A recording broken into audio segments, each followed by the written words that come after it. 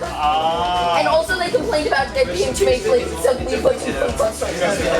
The character based. They were complaining. They were Not the first time. It's not your first rodeo. Listen, man, I played tough and man. Oh! I've been used to this. How you doing, though? No problem. Good luck, you too. I'm honestly quite well. The second half of my semester was a lot, so I kind of took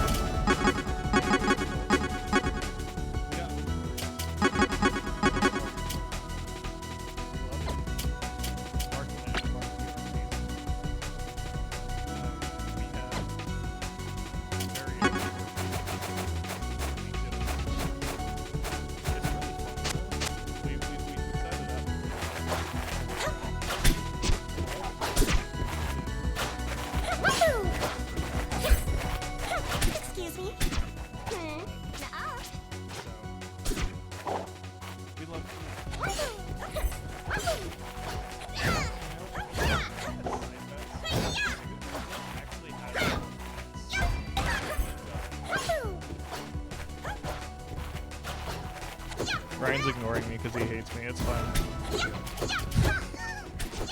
Oh, okay, no. That's actually fair. Make sure that people can actually hear me complaining about Fleet. It's important. It's important. I feel like it's a rite of passage as a Loxodon player surrounded by fleets on the West Coast. Is like you have to be able to bitch about Fleet at least once.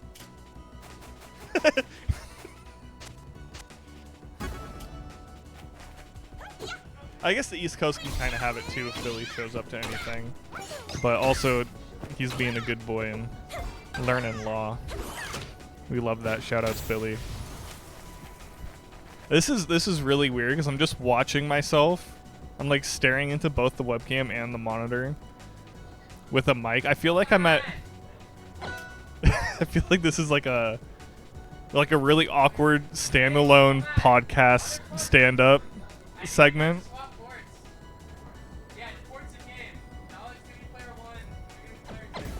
They're trying to figure. I'm being overstimulated with screaming and shouting. I don't know if everybody else can hear that, but shout outs to the people behind walking that have no idea what's going on in front of them. Do you think they would enter if I asked? By the car pulling out behind me, I would presume that is a hard no. Anybody get that plate number?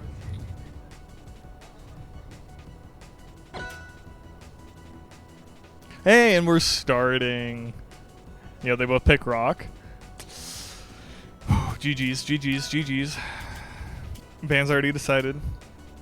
We are starting with a fleet ditto, like I said, unfortunately, before. And, yeah, this will be a fun one to watch. Jugia, low-key, deserves to be on the map.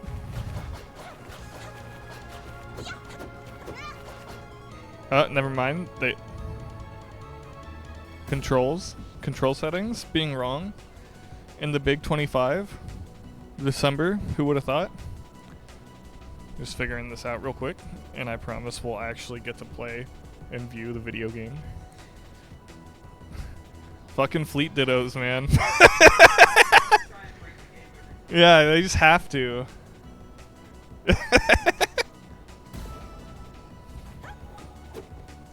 For now, we'll just sit and wait. It's funny. It's funny because I have to fight one of these guys after I fight another fleet. And then I'm pretty sure there's... Isn't there another fleet ditto as well in round one? There's two. Okay, so it's... Okay. Winner of this I thought I played winner of this. And then there's another... Yes, okay. So there is two round one fleet dittos, and that fleet ditto is seeded to go into a fleet ditto against Sealder. And then this is a fleet ditto that's seeded to go into me, who I also have to play a fleet.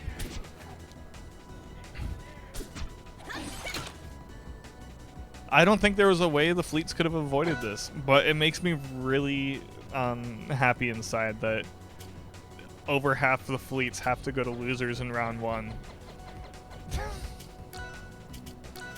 Okay, now we're back for real. I think this, yes, the fist bump is happening. We're going in. We started on time today, guys.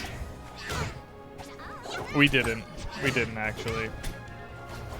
We're just gonna get to watch at least 3 minutes at a time of fleets just naring at each other. Oh, never mind. They're using the up air button. Ooh, actually, really great edge guard situation for Jug. Oh my god. Wait. That is Jug.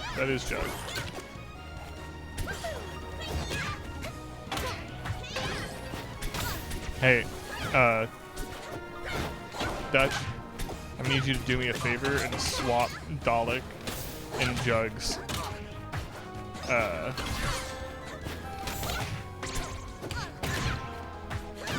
Yeah, that's what it is right there. I got you. It threw me off for a second. Good tech situation. Oh, still living. Jug's built different for that. Oh! Wait. Is this actually, like, cool, guys? Who would have thought? Fleet dittos? Down tilt, down tilt. Okay, now this is kind of what I was expecting. Oh, and they're just chucking arrows at each other. The Nair misses and arrow hits. They're going for it.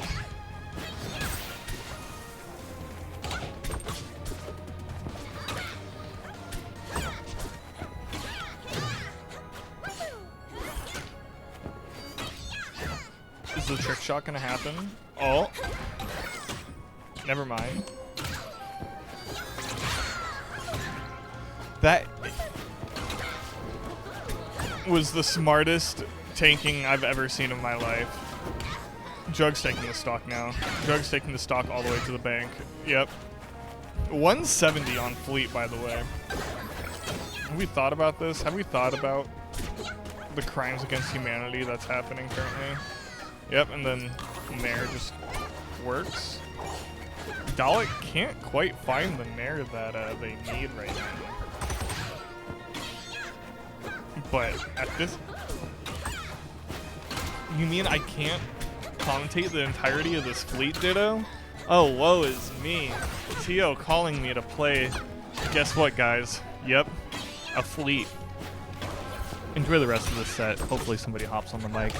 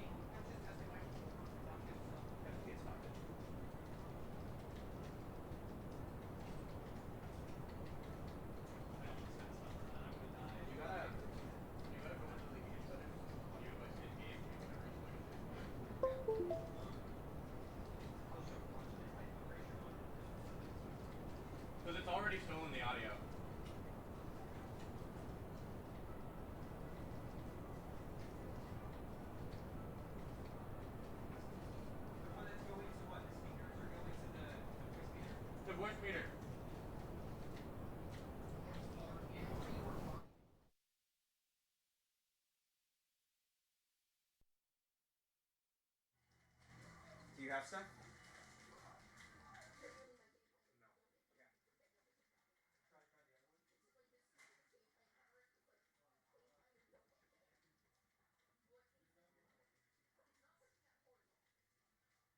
We gotta get you a new controller, man. Like for real.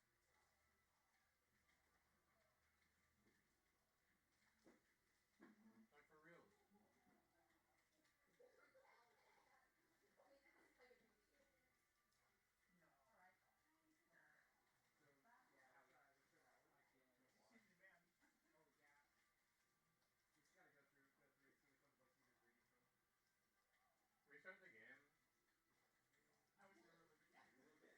You gotta get a new controller, man. You need to switch off of the PlayStation.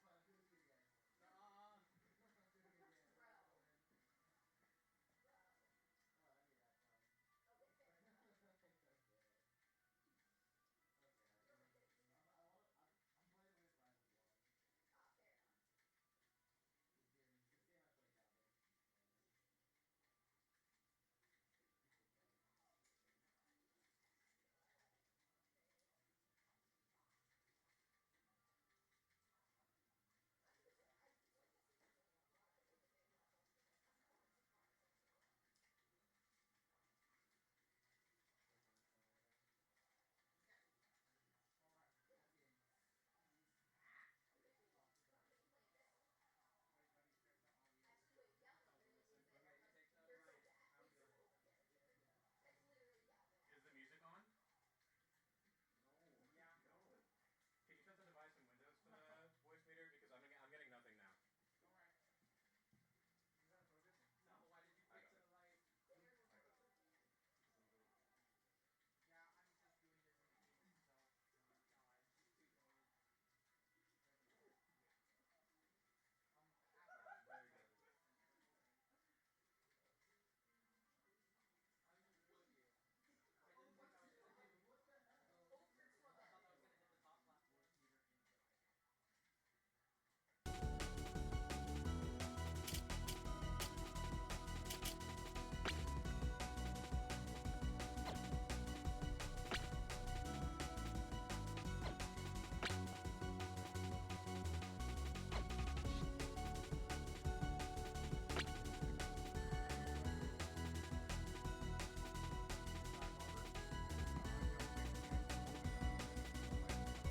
Plays Maple. Maple's the only cool character in this game and the best cool character in this game. So we got the Aether Burn. What else we got?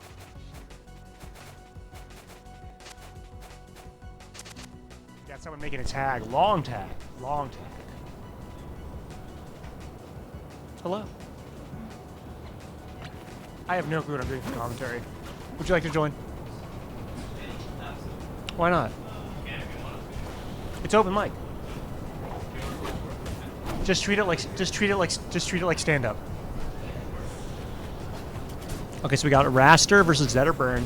I don't know much about this. Oh, not Zetterburn versus Orcane. I don't know much about this matchup. I imagine Orcane actually does not do too bad. The main benefit, like when I think of this game, and I'm bad at this game, so take it with a grain of salt. I just kind of think of Zetterburn as like random explosive kill power. So if you play a character who can live long, it's probably not bad. And I think Orcane's relatively heavy.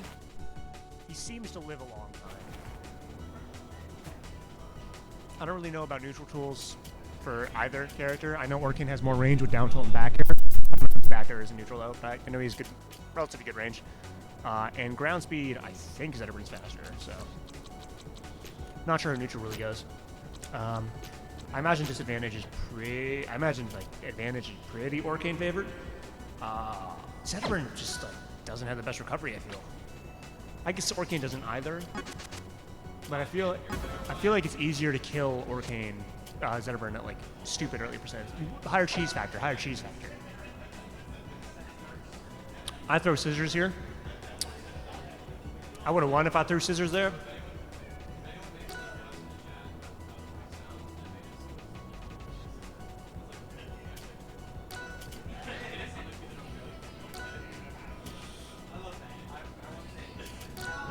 So I've been told I've been trapped in a hallway by a man eating a burger behind the stage. Oh wait, this is Rivals 2. I thought this was Rivals 1. Everything I said, I don't know how much of it changes because it's Rivals 2. I actually have no clue what the special, like any new features in Rivals 2 versus Rivals 1 for these characters are. I don't know how good their grab games are. I would imagine Zetterberg has a good grab game because he's kind of like usually Fox-ish. So Fox is not usually a better, like, so just more positional grabs. My man tried to cheese him dumb early. Love it.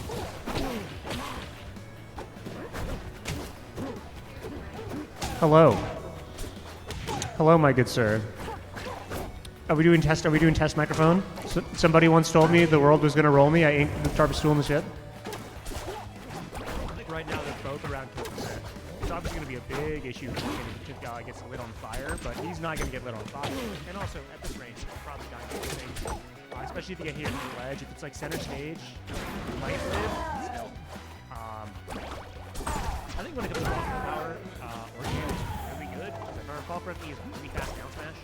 I think that's true. And he's a pretty good range in smash. Maybe a puddle on there. Obviously, he's left. If I'm Zetterberg here, hello. Thank you, save me from analytical commentary. Yeah, I'm so sorry.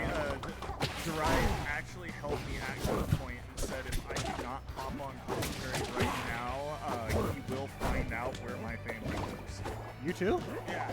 So What kind of that's gun? why we're stuck here. What kind of gun? I know he has like a large variety. Honestly, I just was staring down a barrel and I didn't want to see what was on the other end. You know, So I that's figured fair, it was that's probably fair. a better idea to hop on commentary. He's a gun for that, man. Yeah. Get a motherfucker wants to we have to sit here and watch.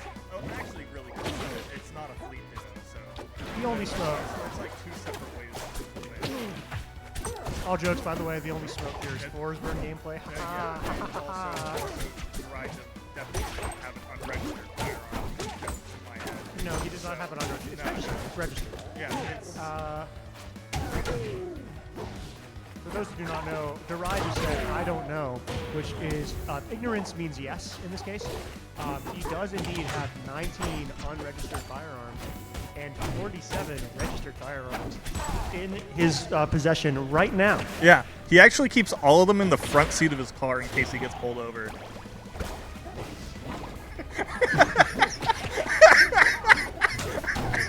He's only gotten pulled over one time. Excuse me, license and registration. So yeah. Just let me reach over to my glove box for my loaded firearm.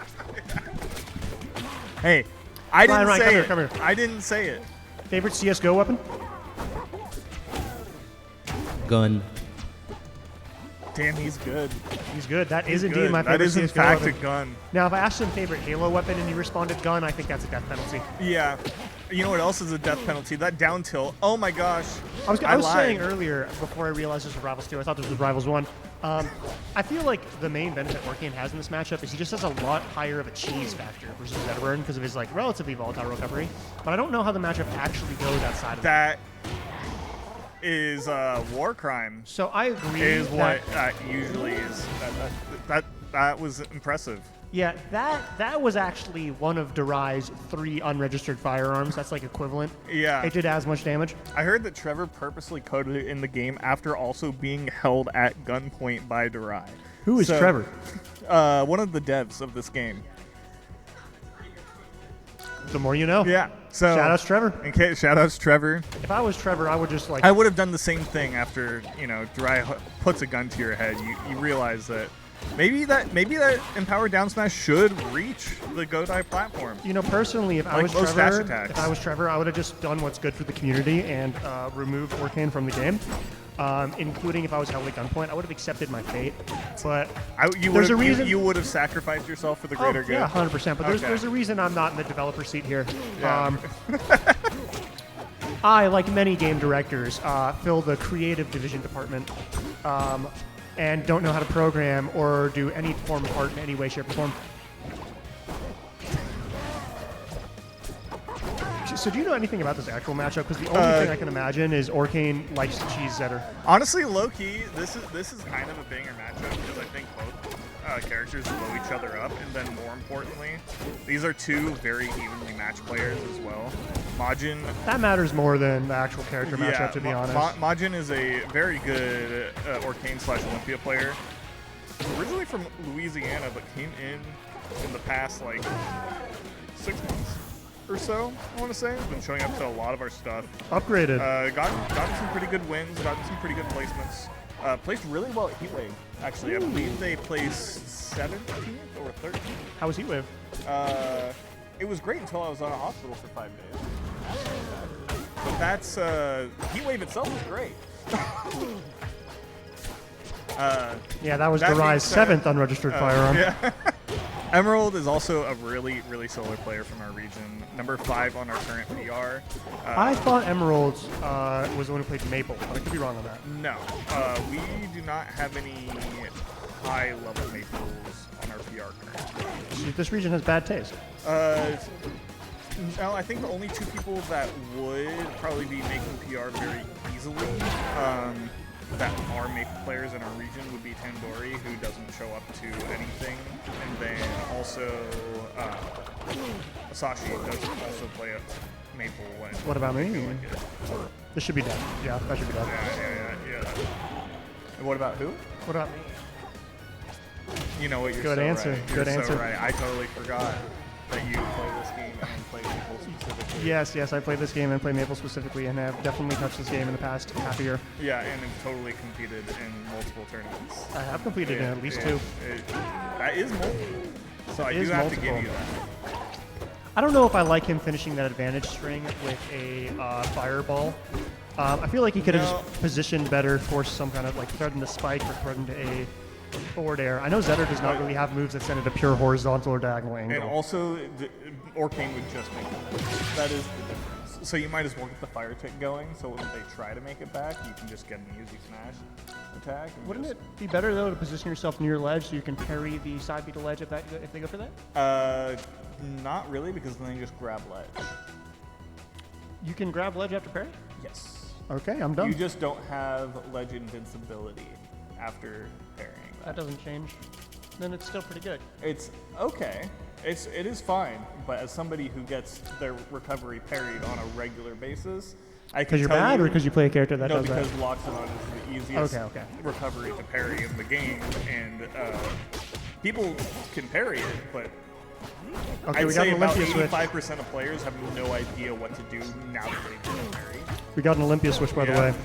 I feel like the main benefit of switching to Olympia here, I feel like the volatile different recoveries is always going to be like a thing. I feel like Zetterwrench is an easy, cheesable character. But also so is Olympia. This is the definition of a hamster death matchup. Case in point. I would imagine you're it's. probably just dead. Yeah, you're not dead. I would because imagine it's pretty hard to actually kill Olympia early, but I don't really know what Olympia does. You so. throw Olympia off stage and she falls like a sack of bricks, and then you hold ledge, and that's like really all you have to do. Isn't it kind of hard though to hit her with like specific kill setups there, just because of how small and fast she is? No, in fact, you actually get easier throw setups because of how much of a fast faller she is.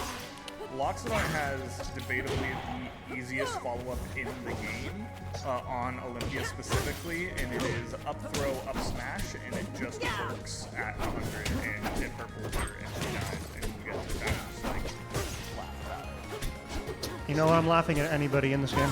Yeah, and you know what? Olympia deserves it, so I'm totally okay with that just staying in the game.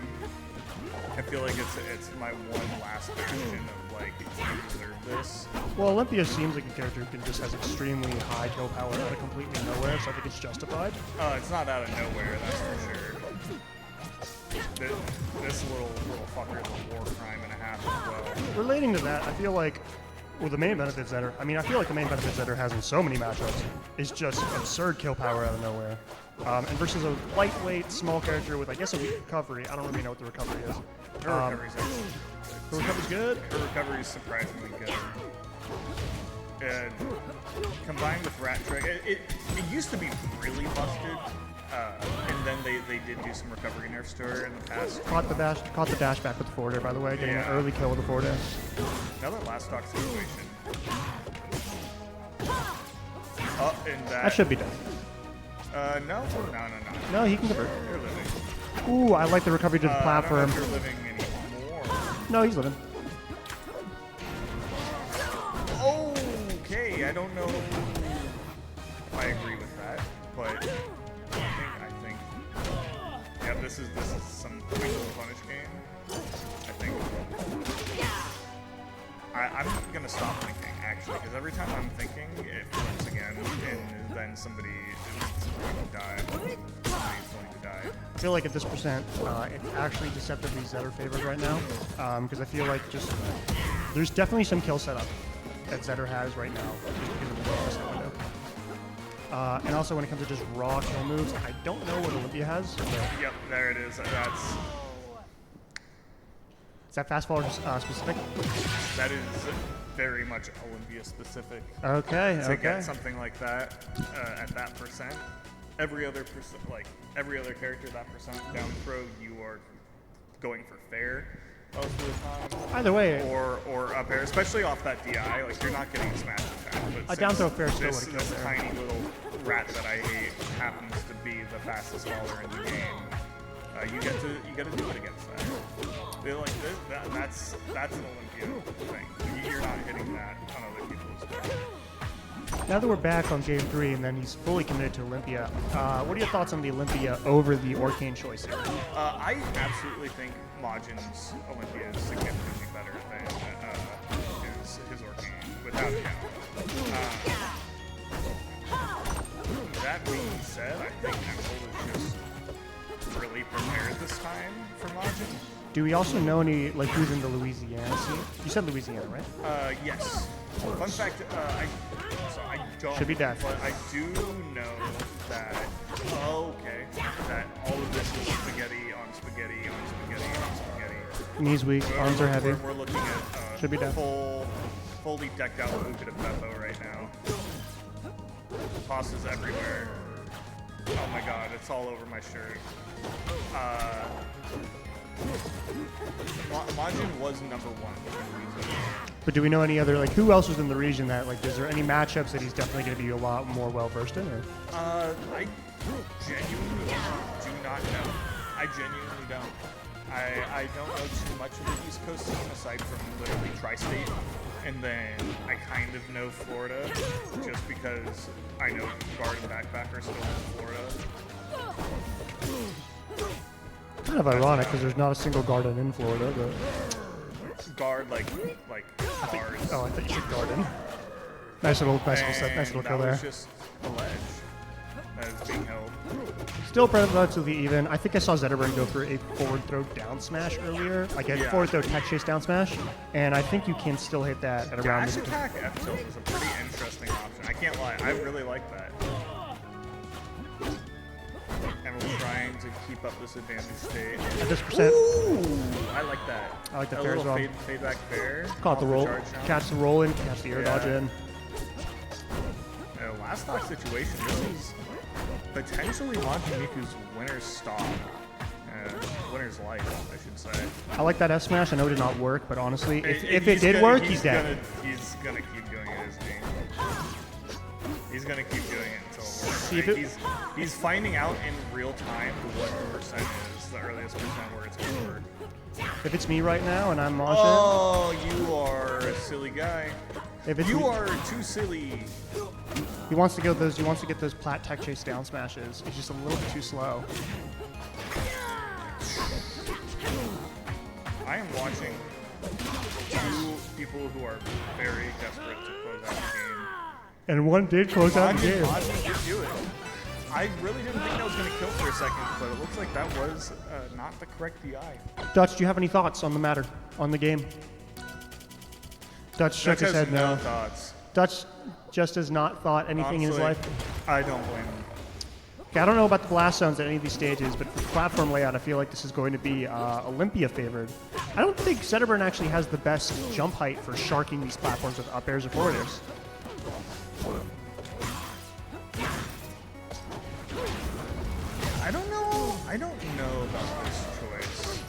Recovery-wise, I feel like this is bad for both. But Yeah, I mean, I do think this simplifies oh the my, game plan for both of them as far as like this offstage situation, but I don't think the offstage situation was really where. I don't think the offstage would have impacted the choice here, just because like I said, it's not good for either. Nice little conversion. That was really good. It's still going? Still going, still going. Olympia's going to be at 4 to kill Chase. percent very soon. Obviously, smash attacks will kill, but I also feel like Forder is just going to send too far out of the stage unless he's at center. He also might be fishing Fake for. off that grab. Okay. Okay, just lets it rip. I like the day one option right there. Yeah, honestly, that is a Zetter special that will work no matter what skill level you are. Sometimes you just gotta let them rip. I mean, like, look at Elkie. She does that all the time, making top 8s. Who's to say Zetter can't do that with their down smash? Oh, no. He's That's good. a dead Zetter. I thought he was alive. I thought he was too, but then... Oh, hold on. If I'm Majin here, I'm looking for fire bullshit. I mean, there's definitely some bullshit going on. No, is that it? Nope. The patience coming out. Respecting the recovery. When you're playing against a faster character like Olympia, I feel like it's kind of hard to just outplay them for another stock straight. So I'd definitely be looking for some cheese setup at some point in Yeah, these games. and that is one of them right there. You got a last stock game 5. Let's go, SoCal. The tech chases. Obviously looking pretty good for Emerald right now. Yeah, he's keeping up this advantage state. He's also playing relatively close to the ledge. So ledge is good. Zetterburn can die pretty easy at this percent. I think both of them are in a lot of trouble. I think that's a lot of trouble for Emerald, though. He's still living, just barely. Would he have been Covers able high. to... Oh, that might be dead. Yeah, there he is. Nice. That was a close set. That's, I really thought back there for a second. Out of my way. that I'm late for edge guard as class. well seemed relatively rehearsed. Yeah. I don't No, know. That was pretty standard. You wait for the recovery option. If you can Activate. pop crystal, and then here's the world's freest fair in the world. That makes sense. That makes sense. All right, next match. We're probably going to have another winners match showing up. I don't know who's playing. I hope we get a Mabel. We're not getting a Mabel. I hope we get... I think One the of the likelihood that it's me on stream next is So So Oh, we boy. have... I get to fight Fleet again.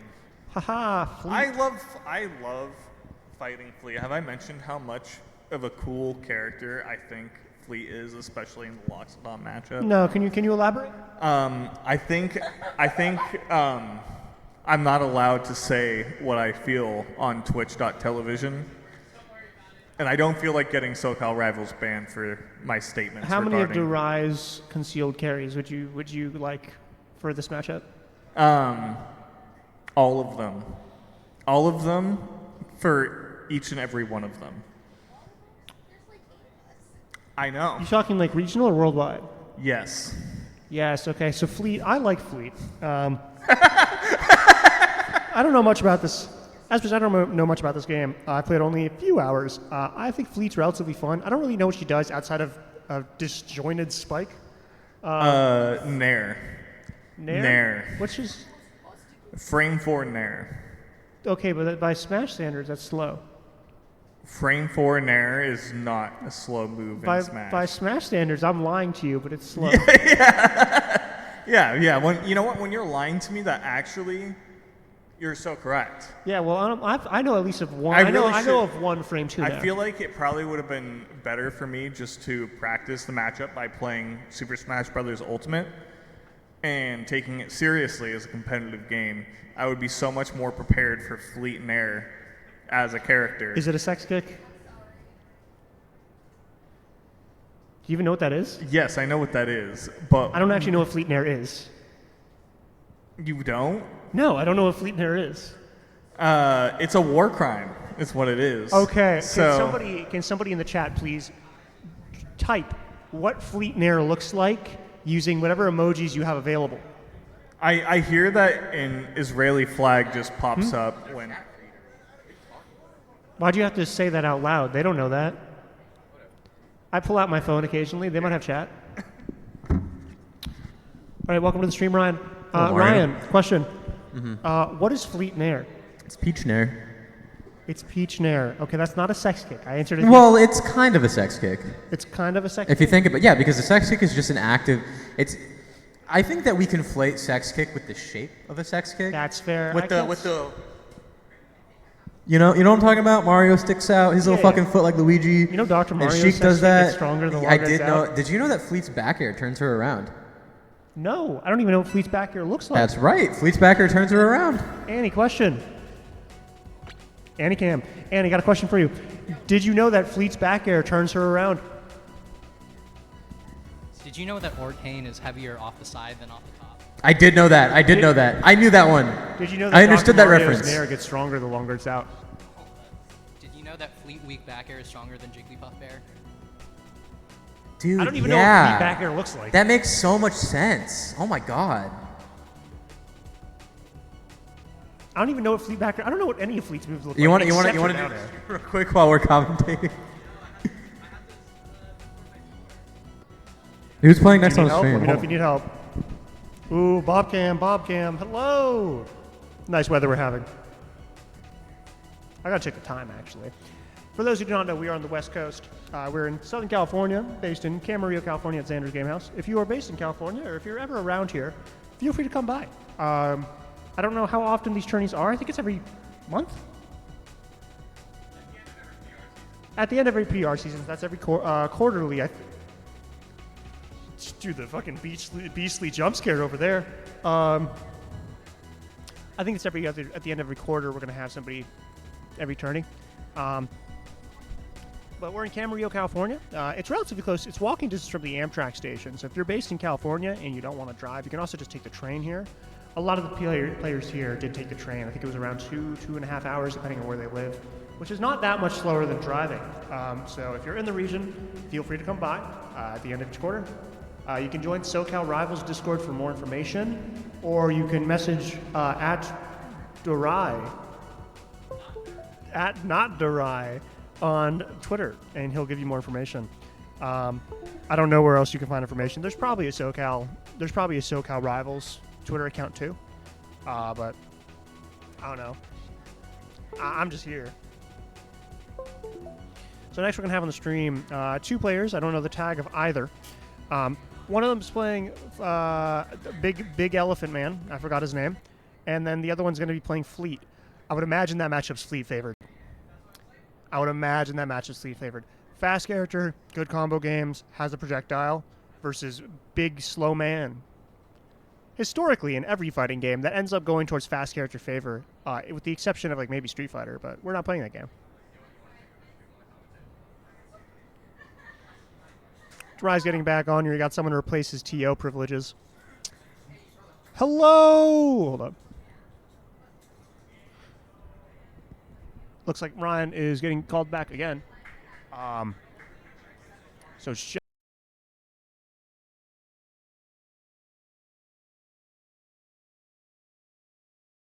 store owner just came in. I haven't seen him in a while. All right, I shall be back. Durai's taking over for a bit. I'll be back in probably like 5 or 6. Oh, are you leaving me? You're leaving me? I'm being abandoned.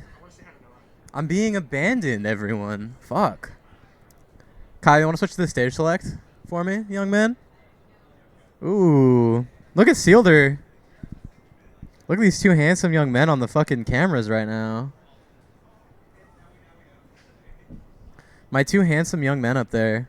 My 2 handsome boys.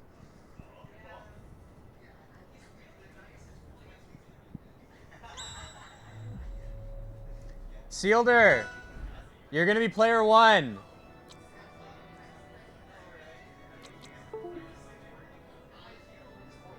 Yeah. Port 1, Sealder. Don't worry, we're out of the airplane. We're out of the hallway we were in. We've moved our commentary to a studio space rather than a liminal one. Oh my god, I'm back. I'm back.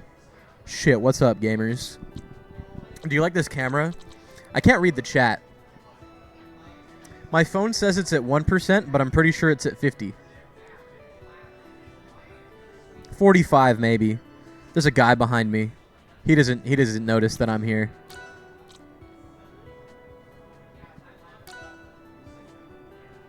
We gotta get like a curtain behind this window. I don't know what's going on with the set right now.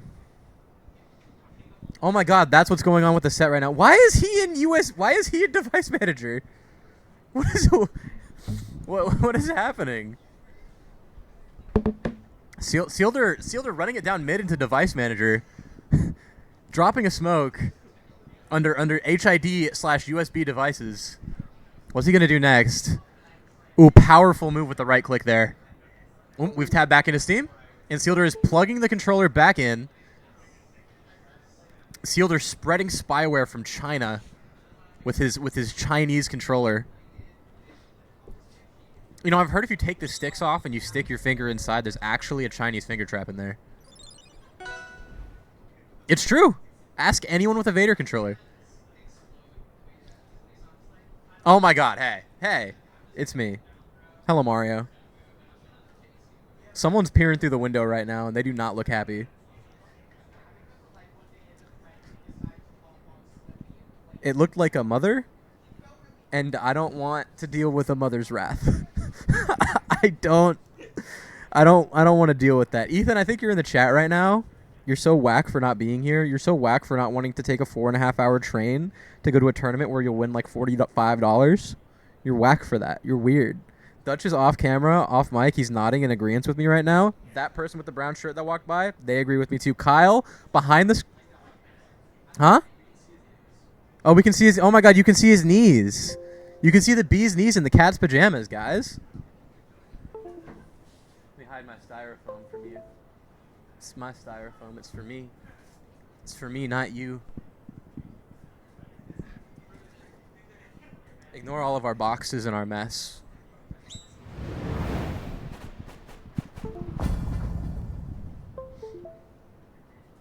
Are they gaming yet? Is Sealder still... Go to... Wait, hit me with the stage select? They're still fucking with it. Dude, what is happening? I don't even know. I'm the TO. I don't want to get involved. You don't either. I have no desire. Zero desire to help with this. Just utterly none. Oh, my co-commentator is coming back. Hello, I'm back. It is me, Mr. Dutchman. I'm Dutch. Hi. That's I'm Bob the Dustclops. This is Dutch. Yep. Over there we have Durai. We have Durai over there off camera. That's Durai over there. Say hi, Durai. With his awesome mustache and curly hair. Durai, how many concealed carries do you have? 3. All right, Durai himself saying 3. And Dutchman, how many concealed carry firearms with scratched off serial numbers do you own right now? Right now, 7. It's a good number. I think 7. 7's a good number. And Bob, what about you? Like 6 or 7. 6 or 7? Yeah. See, this is why. Oh my God! What are they doing?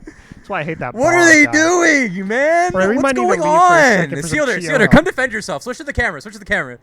Come defend yourself.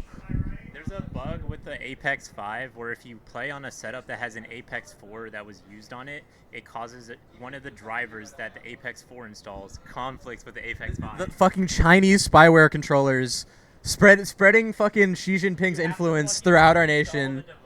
Blizzard has been bought out. This Blizzard employee has been bought out by the nation state of China. The Qing dynasty lives on through Sealder's controller. Sealder, how many years have you been working as Blizzard at Blizzard? 2.5.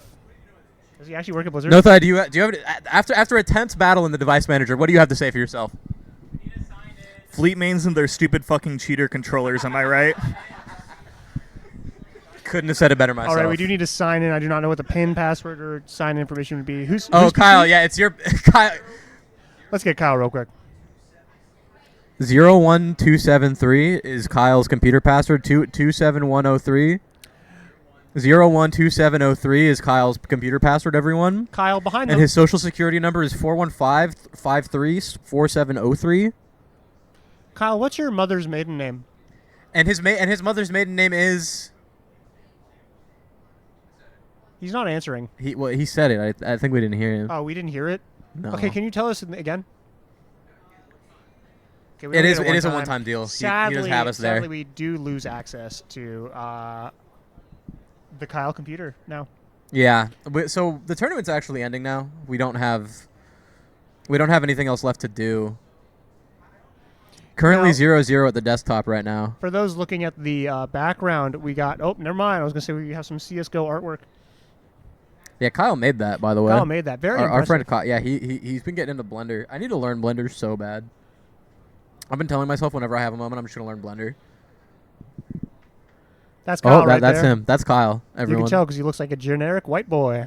I don't think he looks generic. I think No, he he looks doesn't. quite handsome even. He's got a does. crazy jaw. His jawline is nuts. Come on, get the jawline cam. Jaw Yeah, cam. yeah. Now mute for the class, young man. Oh, Mr. dude, it's Mr., actually kind of nuts. I could cut cheese with that. Mr. Kyle, what is the hardest thing you think you could cut with that jawline? Kyle, what penis? All right, man. All right, all right. The hardest thing he could cut with that jawline, confirms by him, is penis. Do you think anyone's watching this right now? I think there's like 4 people in the chat, and I don't think any of them are typing. Oh my fucking god, bro. The Xi Jinping. The Xi Jinping controller 5000 is broken. I'm gonna go fucking troubleshoot and see what the hell is wrong. All right. Emerald's gonna take my place on the microphone right now. Oh, Emerald. Pass over here. Emerald's defending. Wait, you're not playing. Reminder for my co-commentator. The man who's taking over the mic is 17. So, fucking watch yourself and don't be normal. Infant? Yeah, this is a child. So on the Bob H scale, you are now danger to the road. How are you doing? I'm doing good. That's good. So we're waiting on this game to start. I don't know what's happening. I don't know what the deal is with the controller either. I heard there's controller issues. Do you have any more of a clue than I do? All I know is that Sealder works for the Chinese Communist Party. So with this controller. Sealer works for the Sealer works for the CCP. I don't know where they're based in California. I mean, where's Sealer? Sealer live in LA? I think so, yeah. LA. So he's representing the CCP party right here in Los Angeles. He comes out once every... what holidays do they have? He's not allowed here on Chinese New Year. But otherwise, he shows to every single event, and he represents his nation. It's dedication right there. That is dedication right there. He bought his controller from China. He actually went there 2 weeks ago. You could trust me. I've only met him once. And he bought his controller there. He brought it back to the U.S. soil. And he's been playing with the controller ever since. It does cause driver issues with some computers. I believe that is the issue going on right now, but it'll be fixed. It'll be fixed. We got Dutchman walking past the camera now. Dutchman, he likes to tour around the facility. Yeah, Dutch has to make sure everyone is behaving. Dutch, is anyone not behaving today? Durai is not behaving today. That is the quote. What is Durai doing wrong today? He's just messing with the PC for fun at this point. Maybe Durai is the one who works for the Chinese Communist Party. This should be a shocking development. Dutch says that's him, actually. Kind of counter to the name. Oh,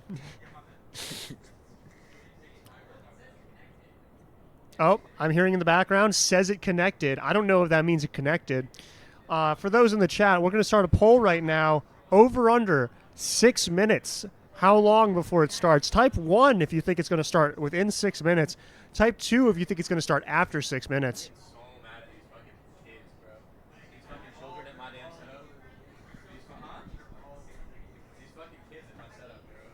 Local toddlers complaining about tournament entrance. Do you have anything to say on this as someone who's just out of the womb? I mean, I can't really beat the allegations, can I? No. Yeah. It's just First a fact console, of first console you owned? a Wii. The Wii. You know, I can't blame him. My first console was also the Wii. Get your flipping tongue out of here. Welcome back to Rye. So what's the deal with Sealder's controller? I plugged it into my USB-C cable, the one that's been plugged into the setup all day for anyone to use, and it started working. Ooh. Sealder has been fucking around in Device Manager for the past 15 minutes. Sealder is a true inspiration to all. Remember, kids, if you're ever having any tech troubles, the first solution is unplug it and plug it back in. Yep. That it literally is. It's just always the solution. It literally is always the solution. Does Sealder actually work for Blizzard? Sealder is a graphics engineer at Blizzard. Okay, if Blizzard, if you're watching, all this is jokes. I've never met Sealder before, actually. Dutch is sitting behind the monitor. He's smiling at this. I can tell.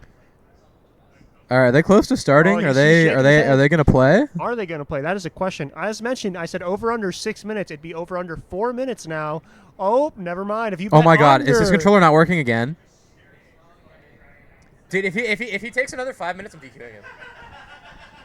If he takes another 5 minutes, I'm actually gonna DQ him.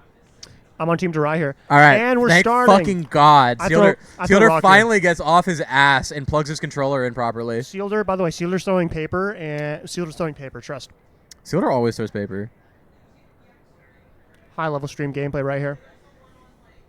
So the matchup we're getting, what is this? Fleet versus Lox. Yeah, Fleet Loxodon. This has to be Fleet favored. I think this is Fleet favored, but Loxodon has a sword, and I don't think any of the Loxodon mains realize that. Also, did you notice what Sealder threw? Paper. Sealder threw paper. Yeah, Sealder always throws the blue one, which is paper. The blue one's paper. Does it change? No, he always throws paper. All right. And I always throw pass. That's just a skill difference right there. No thigh out the gate, not throwing out one forward air, not forgetting that he has a sword. Oh my God, he has a sword.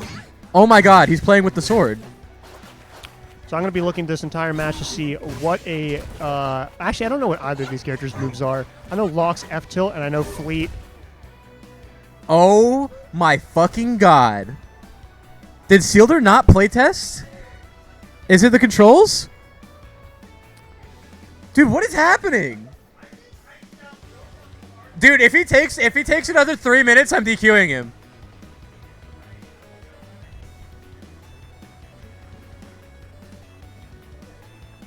Is it running at 60 hertz? All right, you know what time it is? It's time to go to Instagram doom scrolling. Oh, never mind. I'm here. Cool. Hello. Durai ran to comment on the gameplay. Just make sure everything's running well.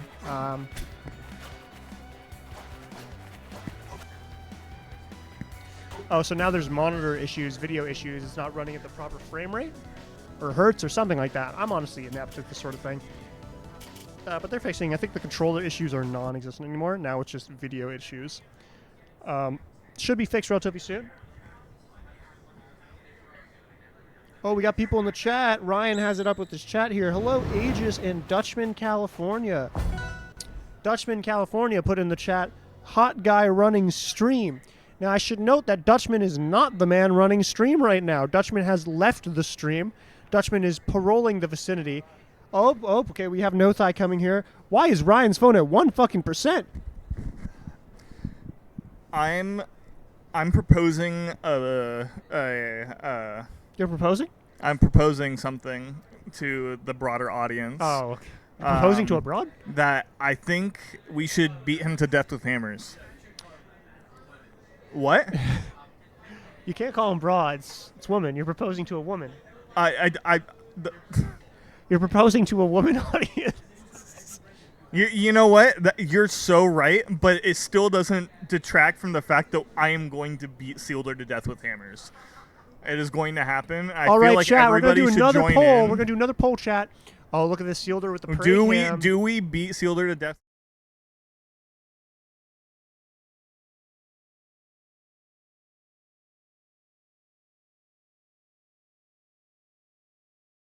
Yes, this is. Holy All right, we got shit. another poll for chat. Do we think Sealder is going to be beat with hammers, or do we think he's going to be beat with another weapon? I think Sealder is going to be beat with one of Durai's 18 concealed carries. I think the backhand of it. Yeah. You know what? That's a good one. I was going to get a hammer for my car, but I did forget about his 18 registered firearms and the 47 unregistered that are sitting in this glove compartment right now. I could use any of those and instead of choosing to shoot him with it, If you I are a can government choose to representative beat him here- over the back of the head with it. If you're a government representative here from the United States of America watching this stream, just know that Jirai, he's a normal guy. He's doing none of this. If you're from the Chinese Communist Party, just know that USA, we look after ourselves. Yeah, that's what I was. No All guy of does not this is know how to completely respond to this. serious, by the way. This is not a bit. I hope you guys know The controller from the issues, bottom of yeah, our heart. Genuinely, the controller Everything, issue is not a everything bit. that is being said here is not a bit. This is a legitimate threat, and I will do this. Just for those that know that when it came to what this man just said over here, the controller issues are not a bit. We're actually having some controller issues and display issues, most of which are caused by Sealer's controller. I still don't really know what's going on. I'm blaming the fleet mains for everything. Know that I hates fleet. I do. Can you elaborate on that? Frame 4 Nair. Okay, so despite the fact that everybody's been saying frame 4 Nair, I have not seen it yet. What did you do? I didn't do anything. I restarted the computer to fix one issue. Sealer? And it broke something else. And Sealer? Ryan is like, oh, like I tried to fix the. Sealer, come here. Oh. Sit down. All right. You're going to commentate and defend yourself with No Thigh, discussing how the matchup would have went. I would like to note one thing. Both me and Ryan called it. You were going to throw paper, and you did throw paper. So that's the discussion point here. Here you go. It's because I pressed the. Thank God. Thank God. I've never been more excited to play against Fleet. Jesus Christ. All right.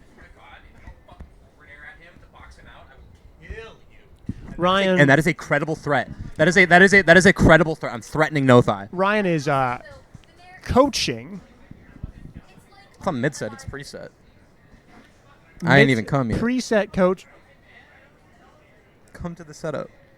Okay. Do we have anybody? Your phone's at 1%, by the way. I know. Do you want a battery? No, it's at like 50. I'm telling you, it's at like it's actually at 50. Oh wait, hold up.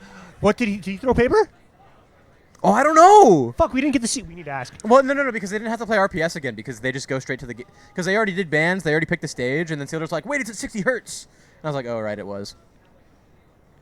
I will say, for Frame 4 Nair, it's kind of like Molo Supreme, like release back air.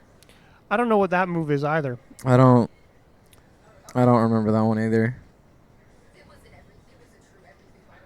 Okay, so I don't actually know what any of these characters do. I know Lox is Big Heavy Man. I know what his F tilt is. I know Fleet is Fox.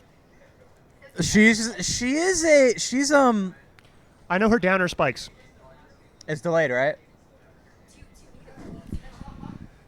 Okay, we're gonna. What the fuck was that mod I just saw? You can hop on game. You can hop on comms if you want. We're gonna have an actual fleet specialist on comms now. We are having a bit of game audio issues, so we're gonna play this game out, and we're gonna see if we can fix those either in the middle of the game or after. But for now, we're just playing the game as is. Setup slagging, but we live on. So what does Fleet do? Fleet is a zoner, zoner floaty who generally wants to play at mid range and use their aerials while floating to be able to pressure you, along with their zoning tools. So that sounds like a bit of a combination. But well, the floaty zoner thing that sounds like a Samus, but they also have a float, like Peach Float. Okay. They're doing float cancels. That's a large part of the reason why their aerials are so oppressive. And are the aerials generally used for boxing people out, or just spacing them out, or are they generally used for combo extensions? All of the above. Okay. Forward air is great for walling. Nair is good for everything, including killing.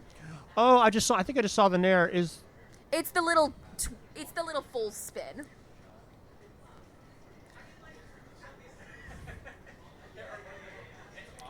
Hold up. Yeah, feel free to walk by. No issues.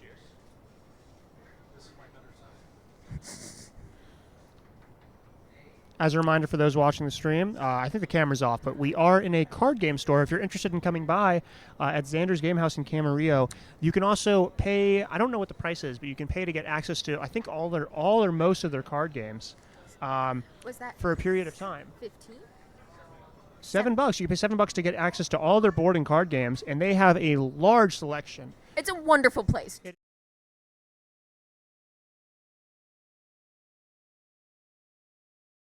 Right now. Darai, are we still having audio issues? Yeah. All right. Do you need help? No. I'm not interrupting the set for audio issue. Okay, I guess we are simply saying We're just playing him out, which is fine. That makes sense. We'll fix the audio issues after. Yeah. I mean, I think the set's already ran on for, what, 52 minutes? I don't think it's that long. I don't think it's been. I think it's been barely 52 minutes since the single started. What is that, 3 hours? About 3 hours, right? Yeah. Okay, so I'm assuming Fleet then, if you said mid-range zoner with float, most of their game plan is just going to be throwing projectiles out, maybe throwing some walling, boxing hitboxes, and avoiding Loxodon mid and close range. Absolutely. Fleet tends to have to try to play a little bit farther than they tend to against Lox, because Lox can often just touch Fleet with the long-range buttons. So the Lox matchup is kind of about staying farther away and being able to abuse Lox recovery. Okay, as you just did right there. But Yeah. if you're Lox here, how do you play this matchup? You want to kind of get into that uncomfortable range where Fleet's disjoints can't reach you, but your disjoints will reach them. And also up smash. As a floaty, they die a lot faster to those things. Okay, so that Up makes... smash is a really good move.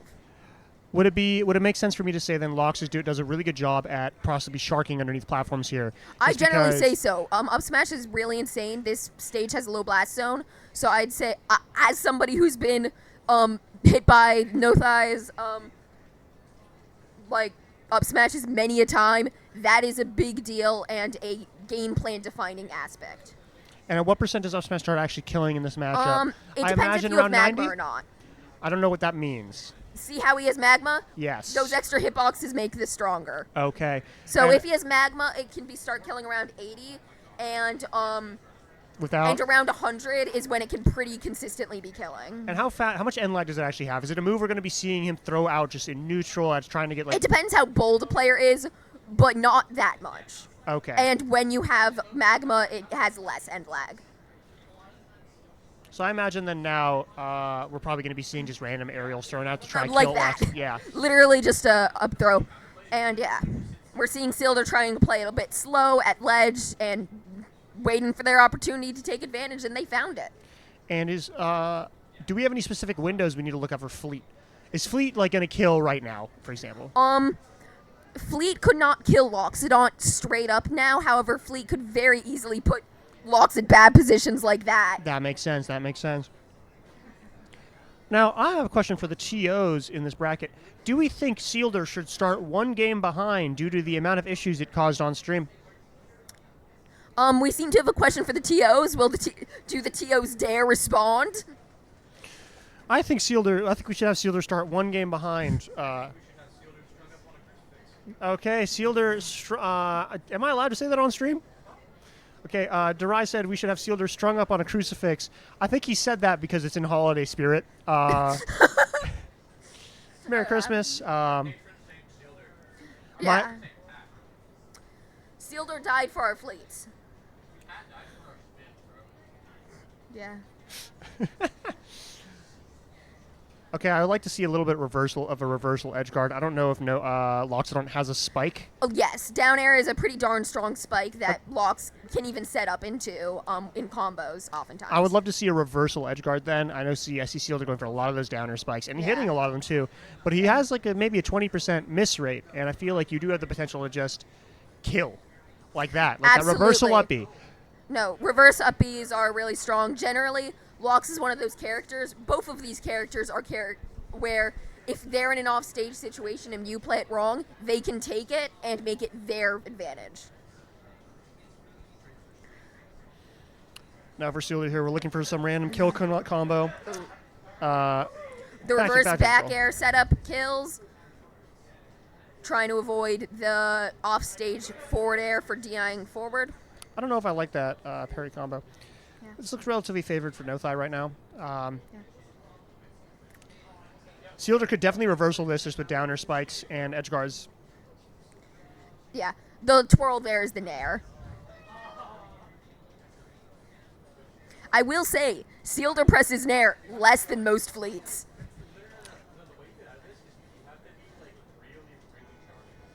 I'm eavesdropping on conversations right now. And car alarms, apparently. What's up? And car alarms. And car alarms. Got car alarms in the background. We are next to an actual main street, so. Yeah. What is? Are those like animations we get in between kills? Is that because of the Loxodon or Fleet skin? Those are not tied to the skin. They're a separate cosmetic called Death Effects, where a little animation will play. You also have a couple other things where you have your spawn platforms can be customized between options. And then there is the critical hit effect, which was introduced recently. Ooh, and we see the consistent double back air setups. Real quickly, that puts Sealder into winners finals, right? I'm not exactly sure. Winners quarters. I'm not exactly sure where we are in bracket. Gonna be real. Is that winners finals or quarters? Yeah, but we were looking at the video game. Pay attention. How about you look at the screen, boy? How about you get off that damn phone and you look at your screen for once? I would like to note. So many damn screens. You look at the one with you on. You're there. Derize asked me to look away. Derize asked me to look away from the stream. Derize asked me to look away from the screen because he thinks I have too much phone time. His phone is currently at 1%. I like the beastly jump scare. Do we have a fact check on that? I was on his phone earlier. It's at 1%. Okay. I'm going to hop off mic for a second. Next match, I'll probably be back on. I just want to say hi to some people. And while these Rivals 2 things are going on, we have Rivals 1 singles going on as well. I'm not exactly sure where in that bracket we are, but that is something that's happening in here as Ocean Breeze hosts both Rivals 1 and Rivals 2 gladly. And has a notable community for both. It is only me now. I am alone.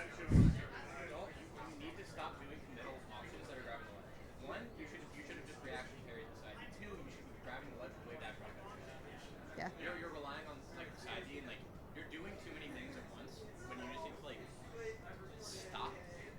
Yeah. Observe the situation, take in all the information. So Fleet Lock's matchup isn't necessarily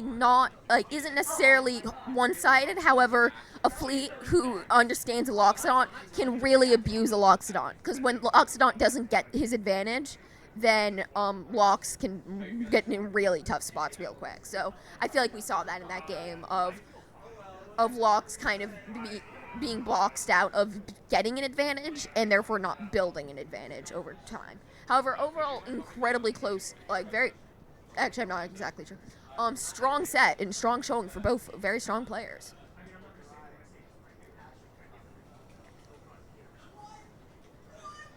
I've been left as the only comms.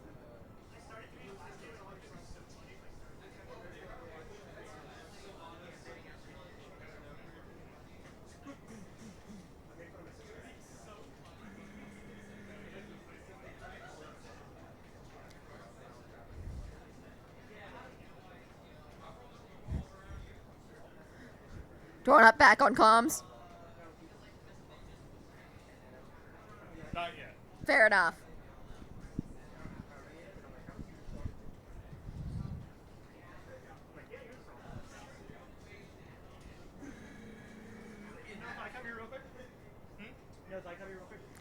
Do you want a post-match interview? Yeah, would you like a post-match interview, No Thigh?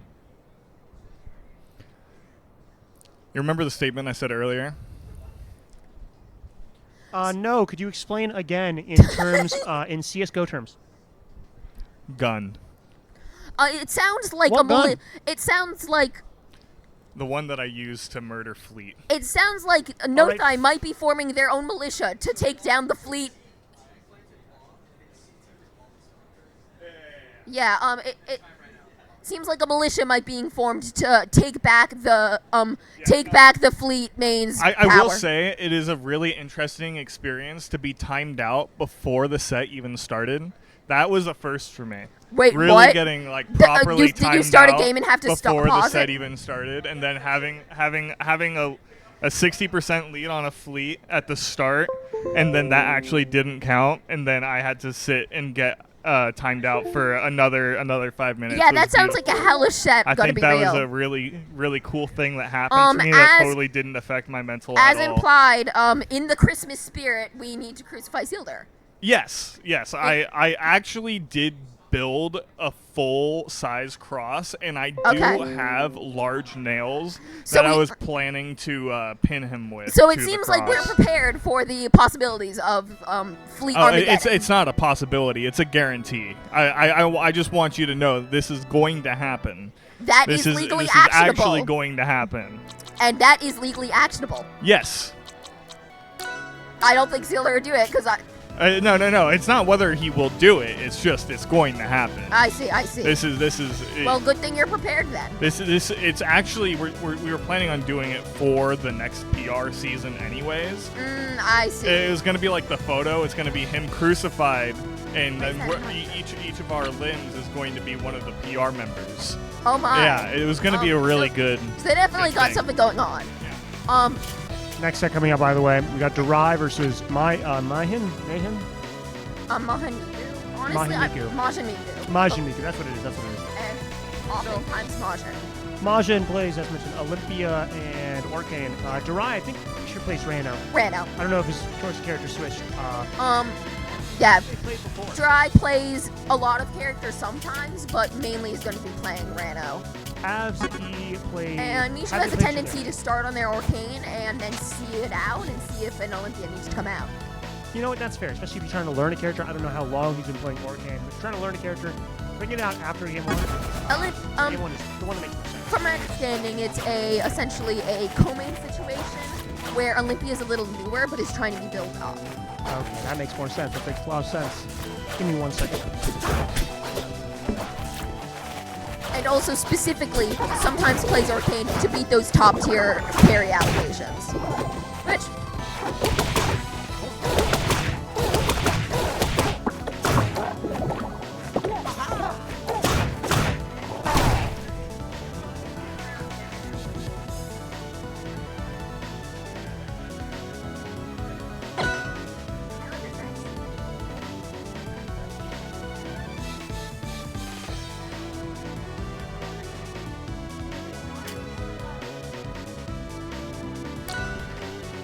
going on the setup.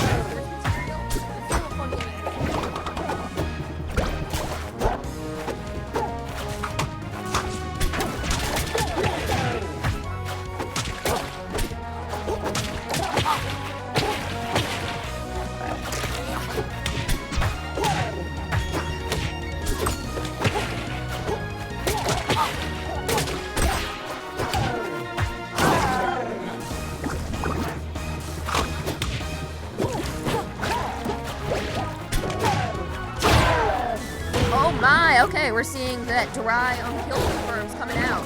Rare has a lot of very consistent kill confirms. Also, don't.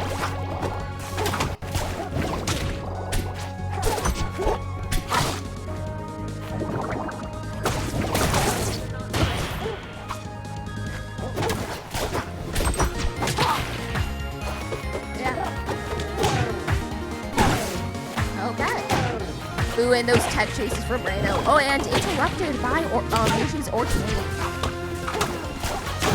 We're seeing a lot of disruptive footsies play here, so. Is that an opportunity for Jirai to take advantage? No, back the other way. Advantage is not a clear-cut thing in this game so far. It seems like any moment the advantage can swap. Oop, and Miju got on stage with Bubble safely, despite Jirai's attempts to stop it. And Miju takes that with Puddle up strong, well down strong, to be able to take that stock right as Jirai's trying to confront him. And then Drag puts it to an even game with some good standard, like some good and consistent edge guard.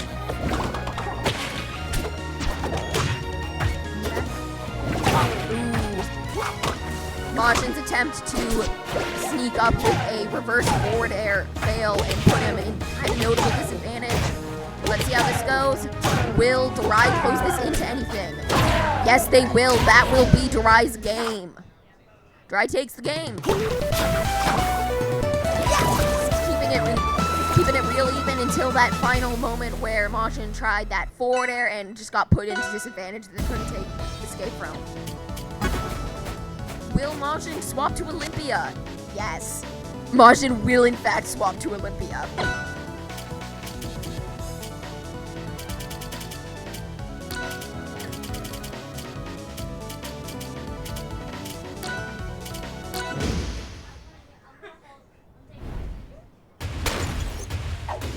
So second game,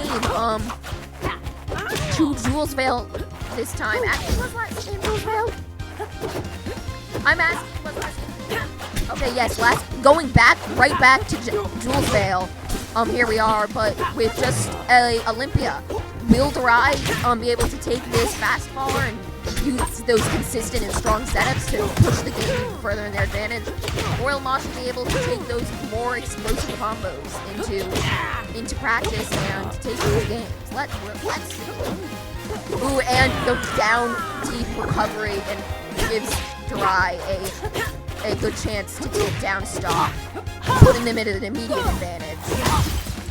And will that be something? No, playing safe. No. And Majin converts that down air punish into a strong direct hit. I don't know why I'm downturning every single phrase I'm saying. Yeah.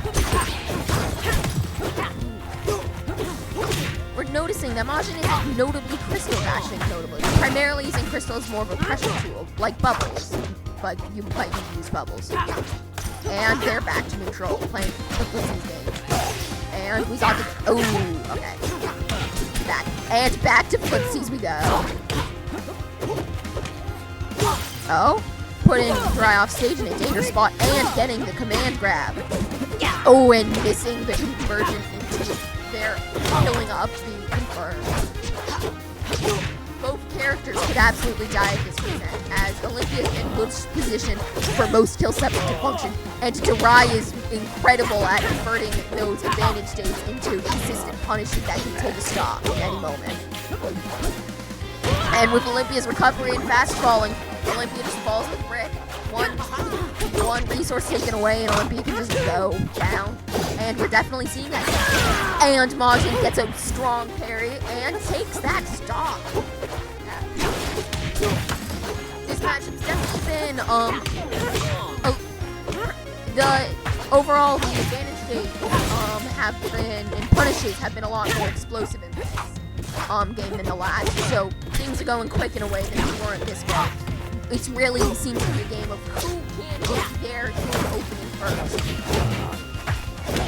And both of them are putting in their all to do that, so. And, okay, Majin just got another command throw.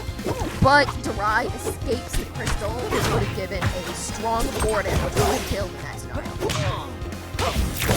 It seems that Majin's really wanting that up B, and they got a forward air punish to take that. I'm still doing commentary. Out of my way! Oh well.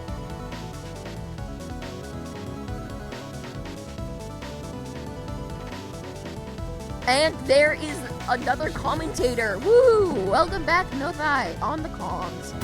Wahoo. Wahoo indeed. Yeah. A set? It's one what?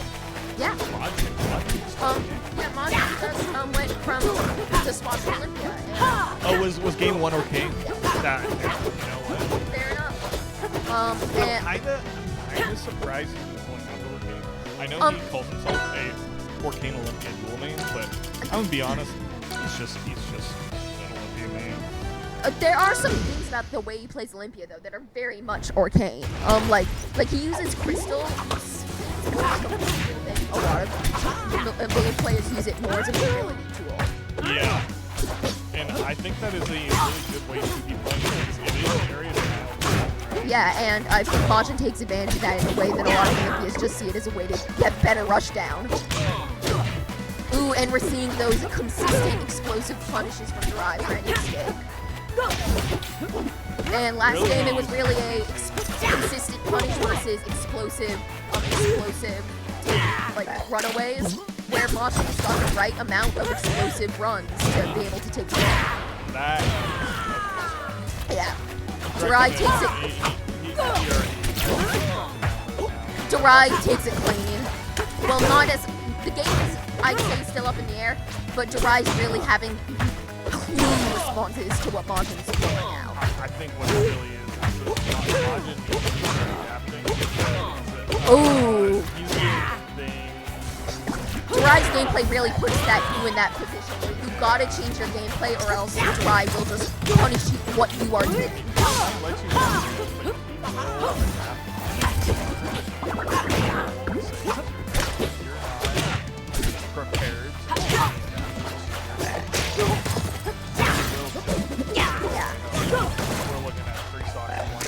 Yeah.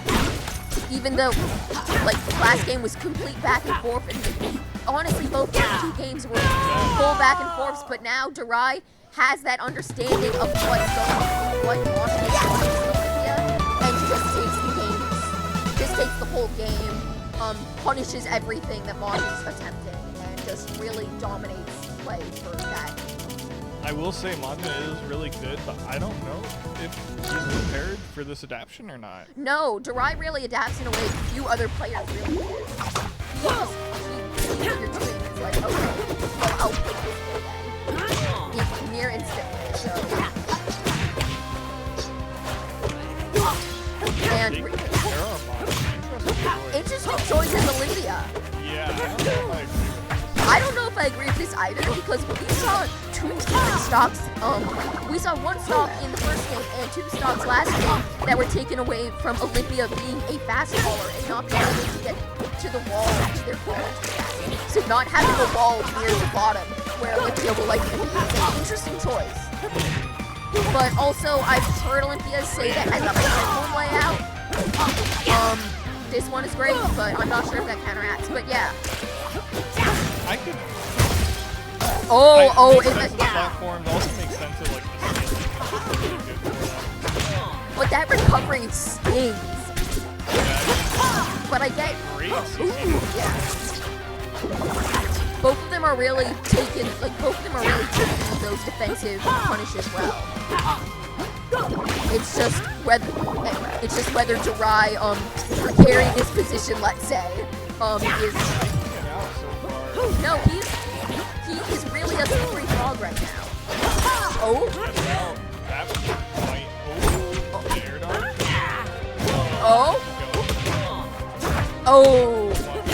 Oh, he wants it, but it feels like there's not many buttons that Olympia could touch that would not kill him down tilt.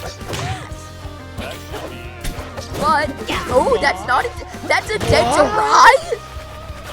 Okay, rare Derive of edge guarding, pushing a rare thing from Derive to see where you push the edge guard too hard, but I imagine Derive's probably like, this stock's not gonna last long anyways, I might as well try to punish. I think he's gonna be Me too, honestly, but like, and now we are back to a point where Olympia got an early percent lead in a stock on an even game, and then Derive just kept living. Let's see if this time it will be Derive who comes out with an extra goal. Punish is beginning. As mentioned, Derive has punished him down in a consistent way that few others could match. Derive just... You're right. Most runners are impressed with their budget except for yeah, they're like, Dare? What do you mean? No, Dare is insane. I feel like Derive really shows that off. He told me like 2 days ago, he was like, dude, I think I'm down. And then he dared me like 4 times in a row. Those dare leagues? And I was like, oh, you should never do that again. So is it like a situation? Yeah, is it like a situation where like at the right percent, you can kind of just daily? I think. Especially for fastball.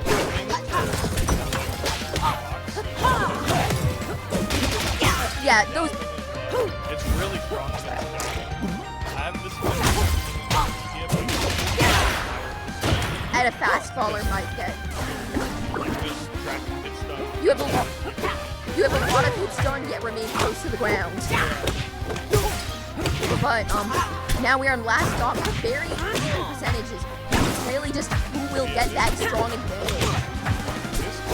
Majin may not be an advantage right now. Oh, and Majin using that crystal dash to get out of it. Those punishes from July are they just happen. You just get hit by something, and then Jirai just takes it. Controls the game right when they see that they have any control. Yeah. Good showing from Jirai. No, great. Good showing from Majin as well. Great showing from both, but I feel like Majin just really got taken on Jirai's game on the last two games in a way that's really hard to pull yourself away from. That adaptation was just so insane. He barely lost out on game 2. And he was like, "Oh right." I know how to beat you. Like you barely lost. How do you even pull that off? But it's one of those things Jirai does.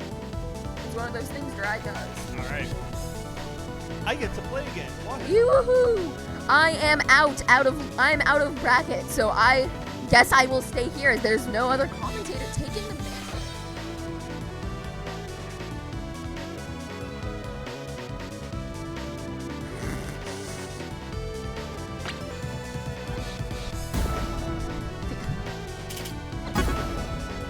Olympia's a character. Yeah. The Bulgarian Instagram account? No, I don't know about the Bulgarian Instagram account. The bit is occurring and needs to be shared. The official Bulgarian Instagram account? Me grabbing the nearest Cuban before Yakub takes us back to Bulgaria. What? So the bit seems to be that Bulgaria's official country I don't understand what's happening. Hi, Emmy. I don't understand what's happening right now. Why is Bulgaria posting like this?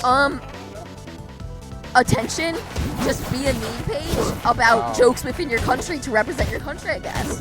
Bulgaria seems awesome. So do we know if this is like actually official account? That is the official account. That is they have @Bulgaria on Instagram with a check mark. And getting verified on Instagram, I think, is like how Twitter verification used to be. Like Twitter verification used to mean something. Now it's just it's like a we actually looked into it and checked, is this person really the person they claim to be? Yeah. Versus now where it's kind of crazy. That there's reasons to have verification of important figures. Yeah. All right, we got Emerald 87 versus Nothai. We got that. This is SoCal. This is the SoCal Rivals community's collective son, Emerald, versus Nothai, who is 5 years my senior and is also my son. And I just want to point out, Nothai's out of Fleet jail. Oh yeah, Nothai's played a lot of Fleet today. Nothai's literally only played Fleet today. Oh shit, dude, Emerald 87 looks like a conservative dad right now. Actually, we got the conservative dad glasses on. Next, he's gonna pull like a red Solo cup and be like, "Dude, what's in your cup right now? That better be water." It feels like he pull out like a Bud Light and be like, he pull out Bud Light. Like I'm annoyed by them, but I guess it's the right. Nah, bro. He looks like a conservative dad in like a Little League baseball game. Yeah, and we are. Hey ref, that's a bad call. Come on. Sadly, the bad calls don't really happen in Rivals. Actually, no, I think Rivals sometimes has bad calls. Well, it's not that Rivals has bad calls. The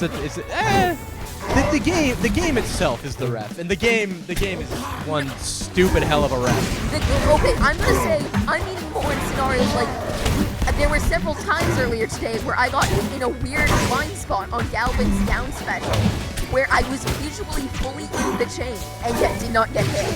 Get owned, bro. Get owned. No, I was the person who took advantage. Then the Galvin's the one getting owned. Also, Emerald had like a really impressive recovery angle a couple seconds ago. That was kind of insane.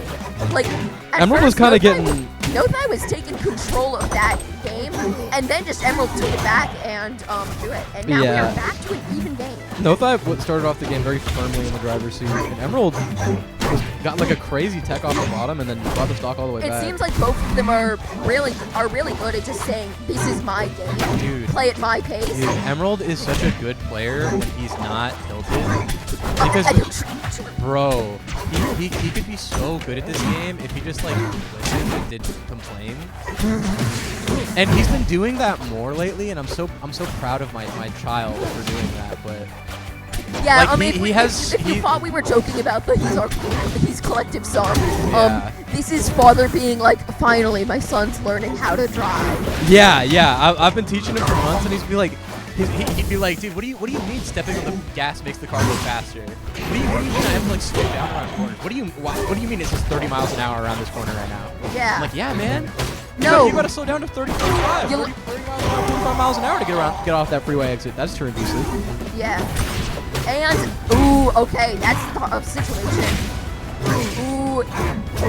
And Nothai tries to go for the dirty early stop. Nothai is going for like some really like sequenced combos right now, where it's not like he's going for that down air because like he has a read on the DI. He's going, like, these downers are not what he should be going for. All you gotta do there, let go of ledge back air. Or even just forward air again. Yeah, Nothai gets too caught up in the idea of like getting the kill now rather than playing out the situation to the fullest and like putting himself in increasingly more favorable positions as the edge guard goes on. Yeah. And it's pissing me off. Okay. I'm getting mad about it. I am gonna say, as a player who goes against Nothai, sometimes if he has reads on you, he can pull out those quick recoveries. But when you have players like Emerald who are just so good at keeping their recovery different, despite their limited options, then trying to force that quick out and like force that quick out. And one thing, like, you are not wanting to play at the fastest pace that plays into center. Ooh, that shine spike took the game. That was actually a really good game from Emerald. I'm actually quite surprised at how. Yeah, no, Emerald took control of that game. Hey, what do you mean missing out on my son? What do you mean? That's my son on TV. We got him on TV, boy. What do you mean you're striking out my kid right now? Come on!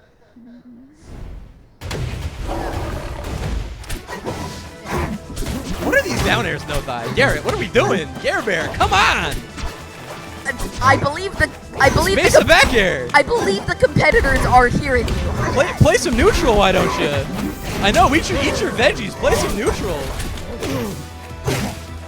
We got some collard greens. Get some collard greens on your plate, young man. There we go. Nothai playing up the edge guard to the fullest there, and you see, look how quickly he got that stock. I think that, yeah. Just beautiful work from my son. Again, 5 years my senior. Yeah.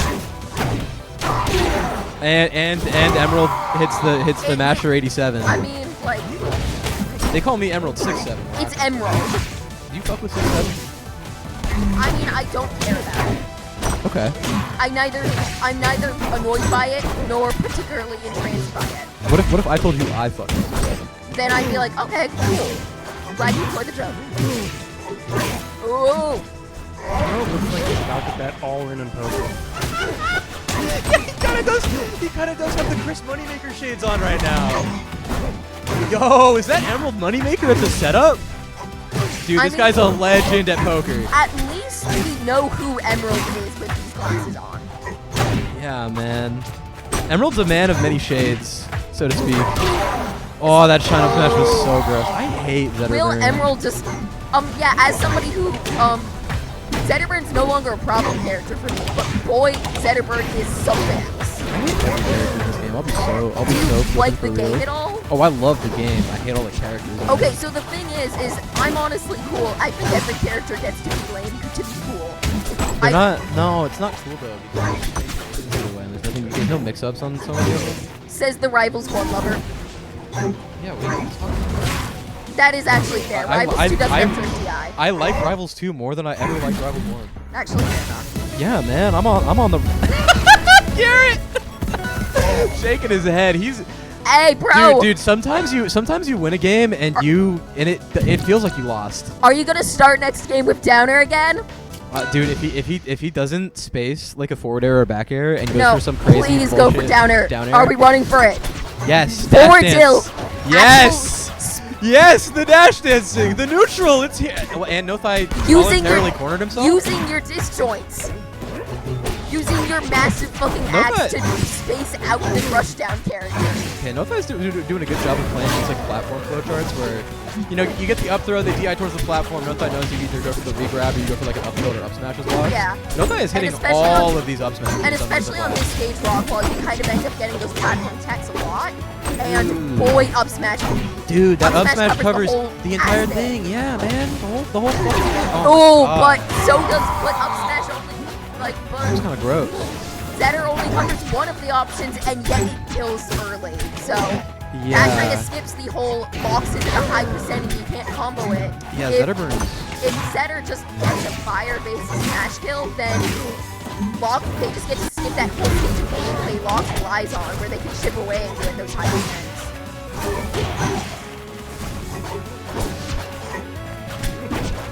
Oh, okay. No guy's playing defensive on top plat, trying to use keep that magma seemingly. Ooh, and the triple up smash combo, putting Emerald off stage, but not killing. Emmy, what does this game look like to you? Are you still here? What do you think's happening right now? There was a triple up smash combo, so that's how you know it's that's how you know it's Locked On playing as Locked On. This is like that scene from Ava where they're just like, I want to watch blue, no, I want to watch orange. Yeah. I bet that's what it's like. Flashing colors and stuff.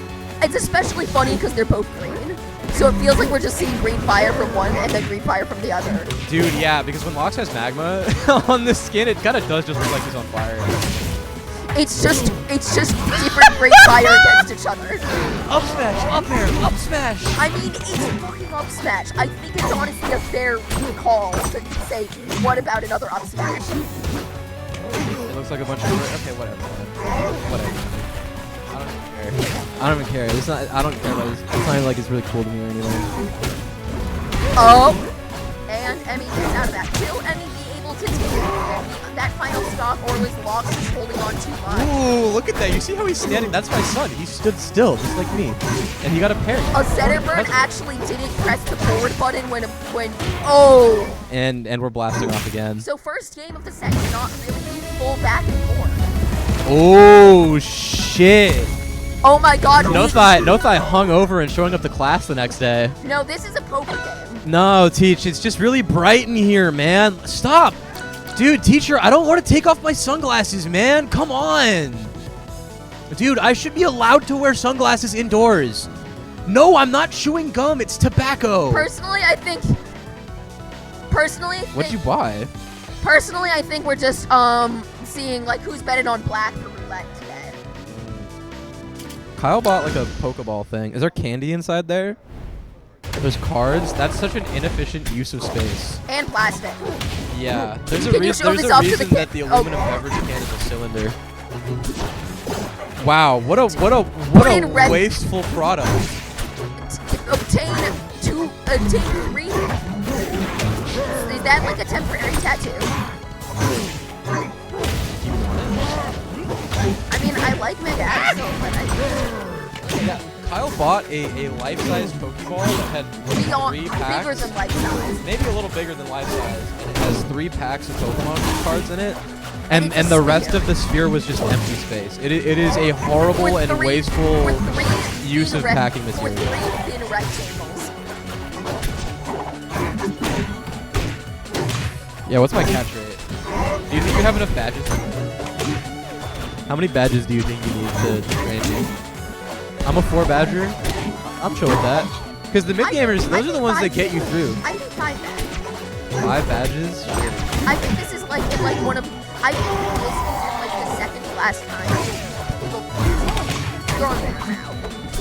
Saint Pat's a Charizard.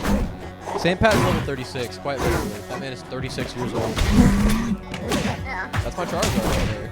Okay, so this game is really even like those we saw in those first 2 games where it's a back and forth on who's taking the lead. and one person gets ahead, and then it's just the same thing. Will Emerald be able to just eat this out like they were the other time, or will they like space it out to be able to force it? Dude, I can't stand what they're doing down here. Dude, this is looking mighty close. It's looking like an Emerald. Will this be Emerald's time? I don't know what their record's like, but I know like just objectively speaking, I think Nothai is the better player against the two of them. Agreed. But I don't know if it feels like no. Oh, we're going to game 5. Game 5. Who is this guy, bro? This is a guy looking at his poker cards and being like, "Oh no!" No, and bluffing the full he's going all in without even looking at his cards. He doesn't even need to know. He doesn't want to know. He's shaking his head at everybody else for daring to look at their own cards. All right, this is Garrett Nothai versus Emerald 87 at the World Series of Poker Finals. Nothai seemingly walking into the venue hungover with sunglasses on. Emerald 87 just kind of trying to both seem keep to his be poker betting face. on green. Yeah, they're betting on green. What's up, man?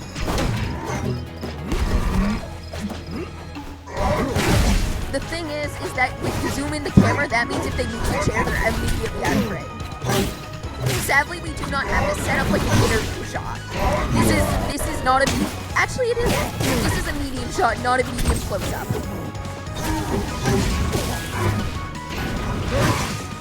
Oh, beautiful, beautiful, just forward and Nothai fumbled it. Yeah. Nothai had the right thing with that. It feels like Nothai keeps starting the advantage, but pushing a little bit too close to Zetter and getting and the advantage is taken right out of it. Oh, and the ledge jump takes a stop. Dude, Nothai might. Yeah, this might not be Nothai's day. I think Nothai might be going out. Dude, man, look at Emerald surviving 2 up smashes from under that platform. I don't know, man. Oh! Nothai messes up with back air punish. Armando, what do you think about Emerald 87? Yeah. I think Emerald 87 is a really strong player that, like you said, is definitely affected by like how he's gonna be playing.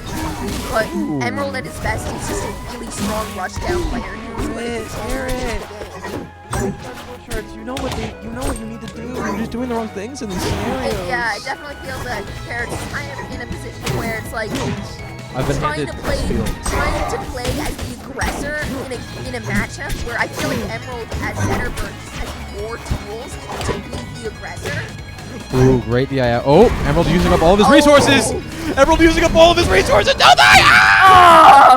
No, they getting the disgusting fucking down air. Oh my lord! Though I am gonna say, I don't think that's worth it for the 6 times he gave up his edge guarding pressure to try to go. You know what, dude? If it's game 5, all you need to do is close out the set. That's all that matters. Oh. That is true. It doesn't matter if it's bad if it wins you the game. He's up. Okay, we're talking about how this might be an Emerald moment, and it still might be, but Nothai is up on game 5. Dude, this is tough. Emerald needs the stock to go like now. No, if this lock stock, oh, that's bad. If this lock stock keeps going, then Emerald's just in such a rough position where. Okay, sour fair into up smash. So it's really, will Zetterburn be able to control the pace of the game, or will Locke be able to take advantage of this? This is crazy. 34, 43, 50. This is not a big gap to close. 60%. This is essentially even right now. Okay, it's next punish wins. Next strong punish wins the game. Yeah, this is dead even right now. One neutral or like one opening. Okay. Like I jump or up smash.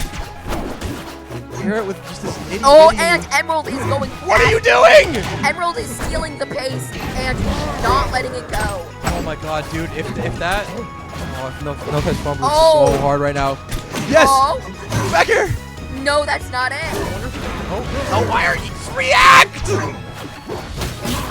If you can react to up B, man.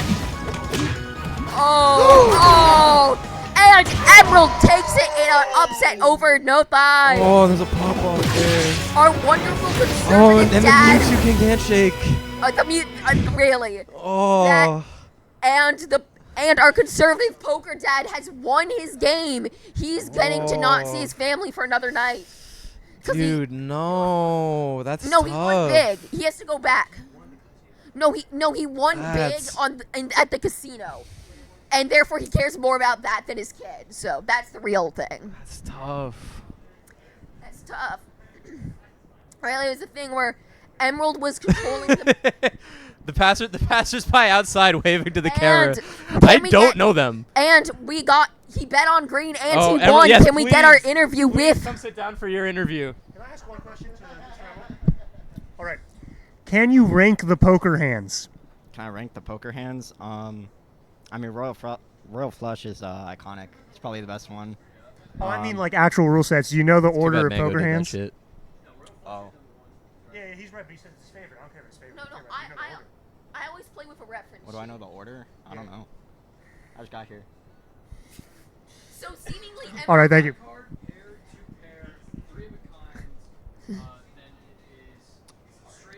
Who are we playing next? I don't know. I haven't seen bracket in a while. I don't.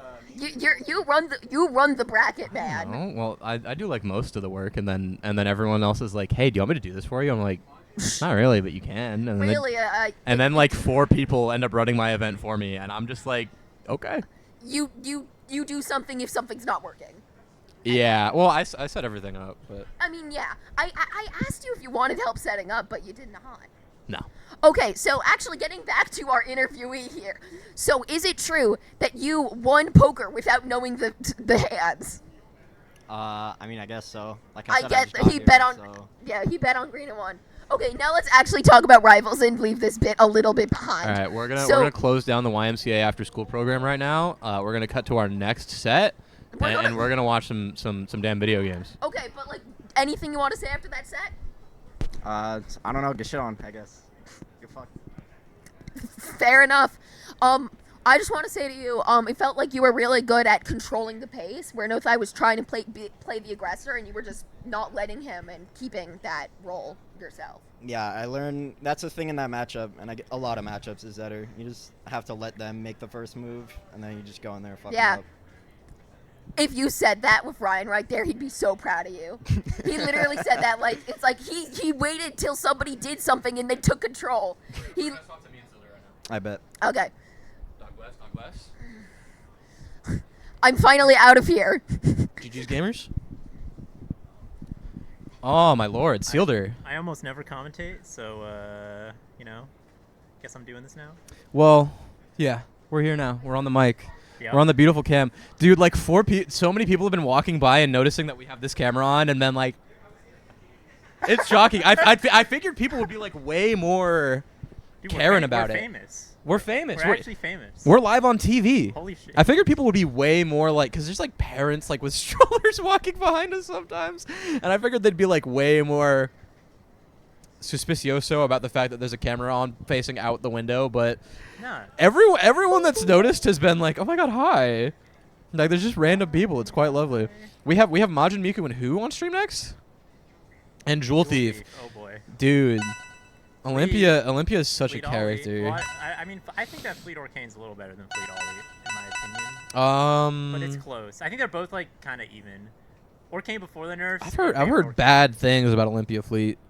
I've heard bad things. I mean, Olympia can get like hamster death, right? Like Fleet can kind of bully her off stage, but I think that Olympia has a lot of advantage in the neutral, and then also Olympia's down tilt is like the Fleet killer of all time. Like once Fleet is above 80-90%. I swear to God, I play against Corn Cycle. That guy just down tilts the entire game until I'm dead. Oh, dude, Olympia down tilt is so. It's a shine. It's a shine. It's fucked up. It's better, bro. It's so good. Kyle, could you frame the webcam for me, so that we're center, or do you want to scoot over and then we'd be like more evenly center? Yeah. There you go. Perfect. Can you tilt it a little bit like? No. Tilt the monitor. Yeah, that's perfect. A little bit more that back, like that way. No, other way. Yeah, like there you go. Perfect. All right, we got Jewel Thief and Majin Miku. The camera no longer looks scuffed. The stream now looks professional again. We don't have to worry about it. Orcane. I was gonna mention that. I think so. I think it's kind of expected. I don't like the amount of Orcane players in this region right now, and there's only 2. I don't. Counting yourself? No. I'm counting C Cuppy and C. Majin Cuppy, Miku. yeah, I don't like it. Yeah. Dude, Okay, man. He just pushes so many buttons, and it's the character. I didn't say I was better. I just don't like playing against it.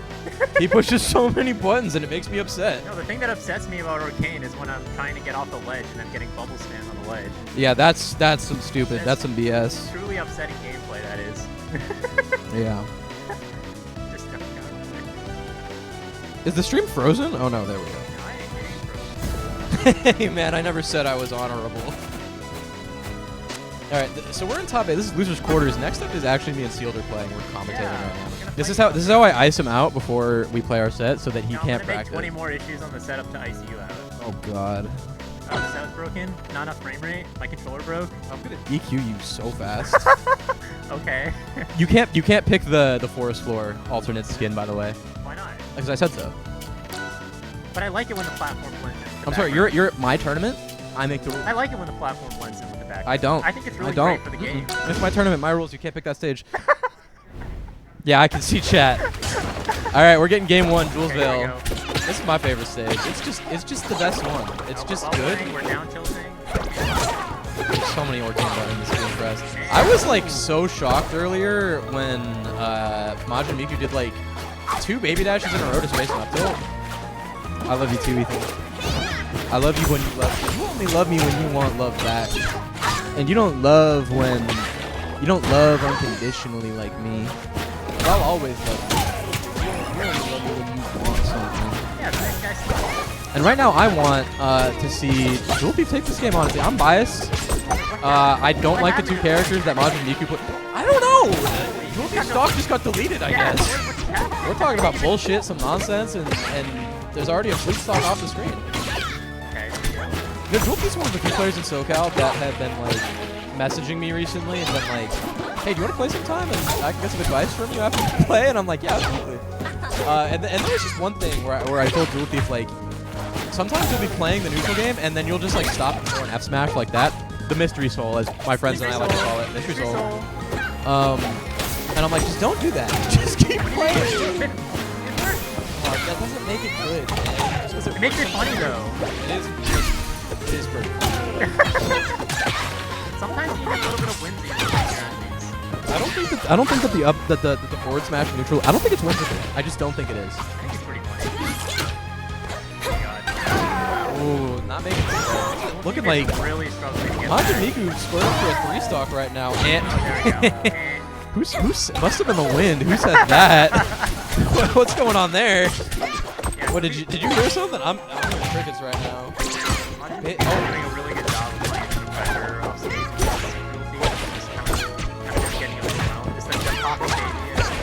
Another mystery soul just out of the scramble from Goofy. I don't know. I'm feeling like none of these jewels are being stolen right now. I feel like we've got a largely secure jewelry outlet.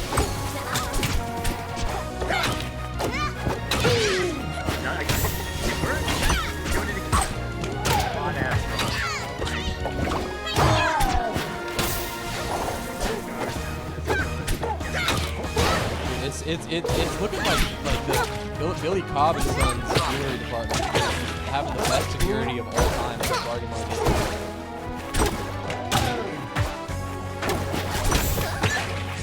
Oh, down throw up smash. That's kind of gross. 2 of those 3 Yeah, Orcane up smash is actually the strongest one in the game. I'm pretty sure. It's kind of the fleet killer. I swear to God, when I play this matchup, that's like most of the ways I die. Orcane up smash is kind of the killer. But, you know, that move's kind of like that move's kind of just a terrorist. You can't fly with Orcane up smash. They will put you on the no-fly list for that. That move and like first hit of back air, those 2 losers. Yeah. Majin Miku definitely someone who leans into the more some very egregious aspects of the character, and is definitely gets rewarded for it many a time. Very good at finding a lot of like reliable sources for his character. Dude, he is not. Ooh, that was a really good. I actually really liked watching that scramble. That like jab into the grab, waiting for the 400 shield. Dude, I love seeing brain activity at the setup. It's kind of beast. It's pretty dope. There's a limit though. Ooh.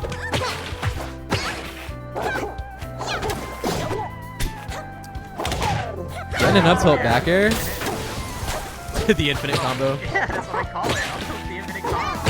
It just never ends. It is a little stupid.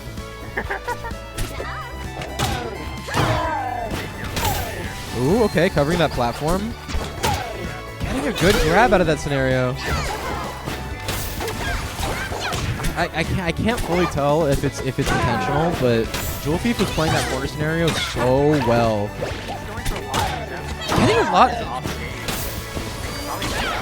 Jewel Thief is getting a lot of really good grabs in the corner, knowing that like Majin Miku's feeling a little bit pressured and either is going to start shielding or like whiffing something. Jewel Thief for a lead in the first time in this set. Kind of cool. And as I say that, she gets down smash and almost dies.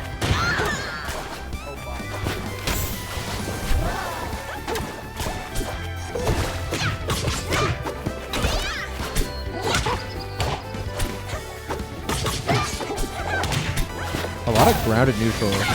Jewel Thief is finding her stride right now. She's definitely the one that's like in control of the tempo for the most part, and Majin Miku's like kind of struggling to find his footing again, which is really interesting to watch.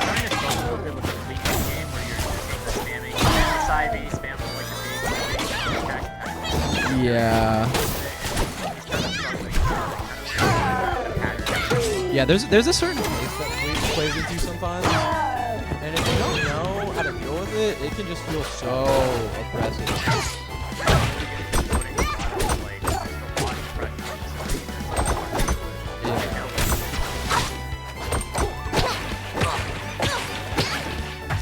These are some great Orcane combo. That was a really I don't like that forward air, but everything else before that was high-key perfect. Oh, got pushed back by Julie's ECB. That was... I hate when that happens. I hate getting shield, like body pushed off the ledge. Oh, that pisses me off. Oh, I hate it. Ooh. Jewel Thief barely not covering that ledge. This is looking like we're heading to game 3. Like we're heading to a cheeky 1-1 scenario. Oh, my goodness. Has got these techs like kind of locked down. Like that was a very confident roll lead into down smash from Majin Miku.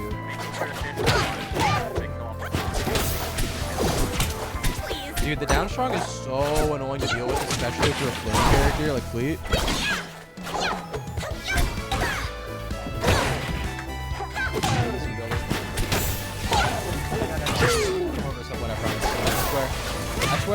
I swear, that's a pinky promise. You can't see it on the stream.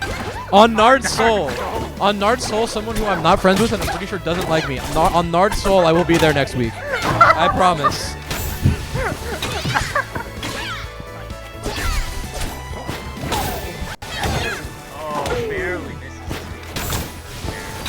Bob is behind the desk right now running the stream, and he's got his like hand on the back of his head, and it looked like someone else was like gently caressing his hand, and then I realized that it's just him touching his own head from his own body. Oh, that parry was crazy! Oh, dude, that's a tough game to lose. You don't want to drop that game at 50. You simply do not. A lot of mental damage right there, for sure. Let's see if Jewel Thief can recompose themselves.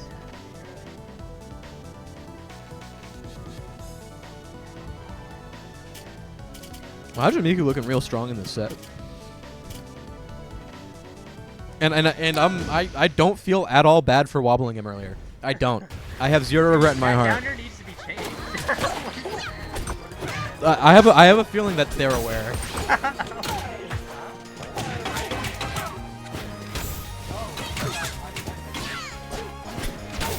That's the robble. That's the Ryobble. The Ryobble. The Durobble. Not the Durobble. Not the Durobble. Not the dupes. Dupes.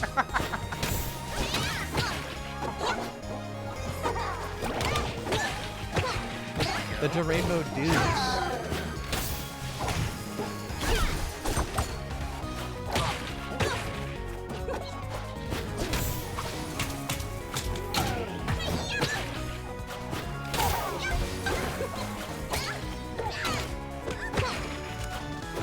There's so many moves being thrown out here.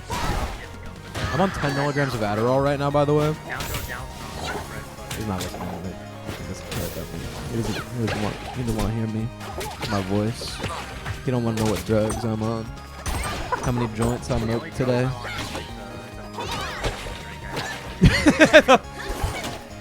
Mr. Performative Male, where are you getting matcha around here? Did you get matcha like before, like on the way? Is there like a coffee shop?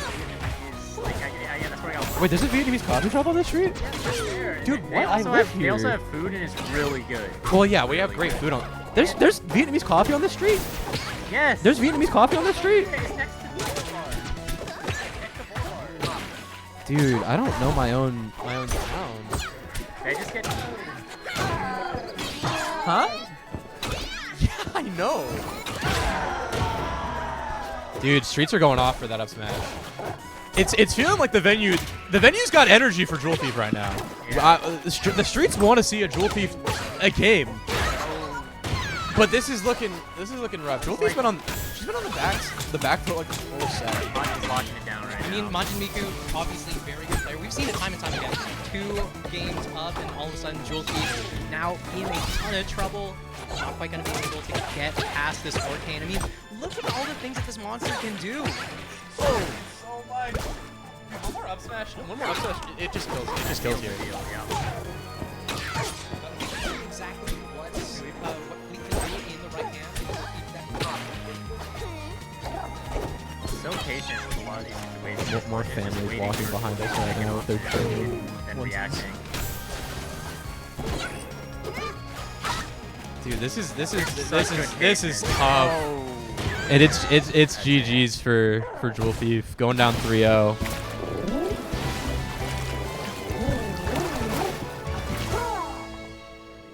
Don't be like that, bro. Miku, I love you. Dude, just shake hands and walk away, bro. We're gonna play our set first. Dude, don't piss me off, dog. What are we doing here? What does Durai Seal mean?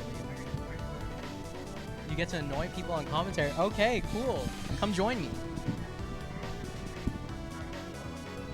Nice. All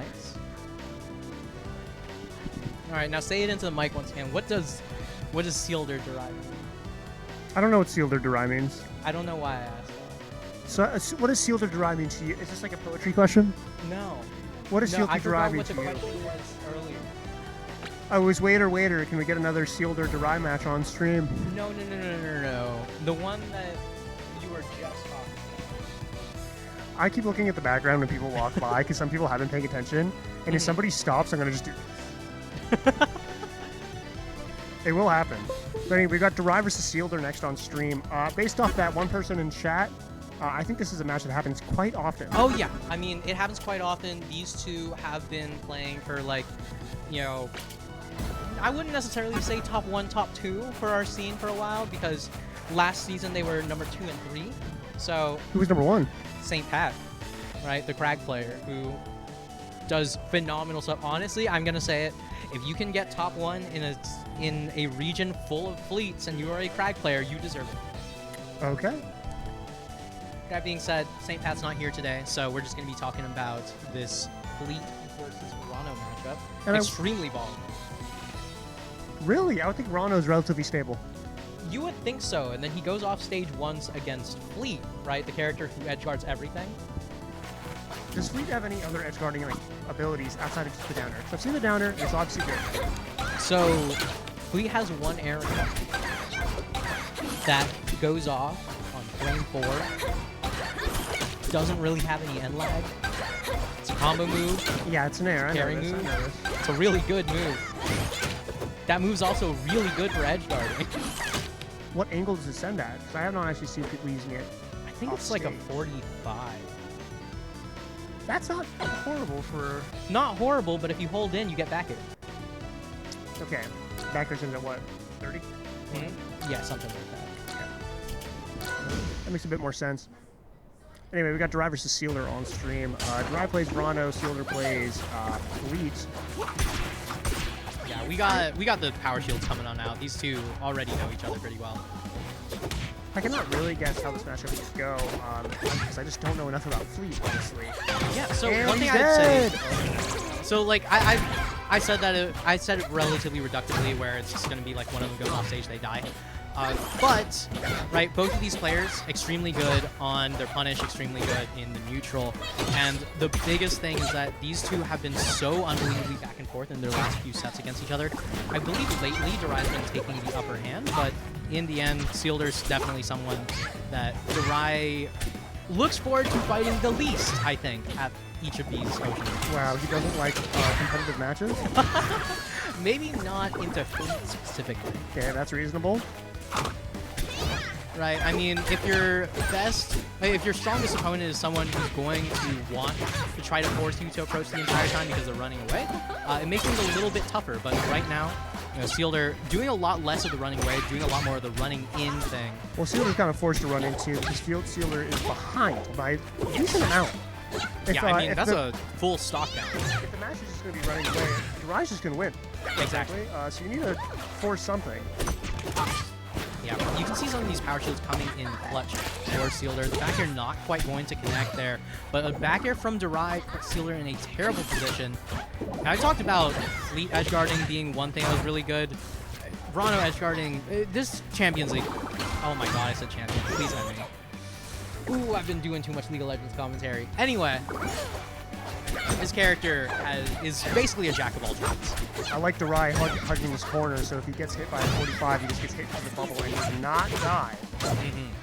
Relatively smart if you're at high percent, just trying to get some extra credit. Trying to survive as long as you can is not a bad idea.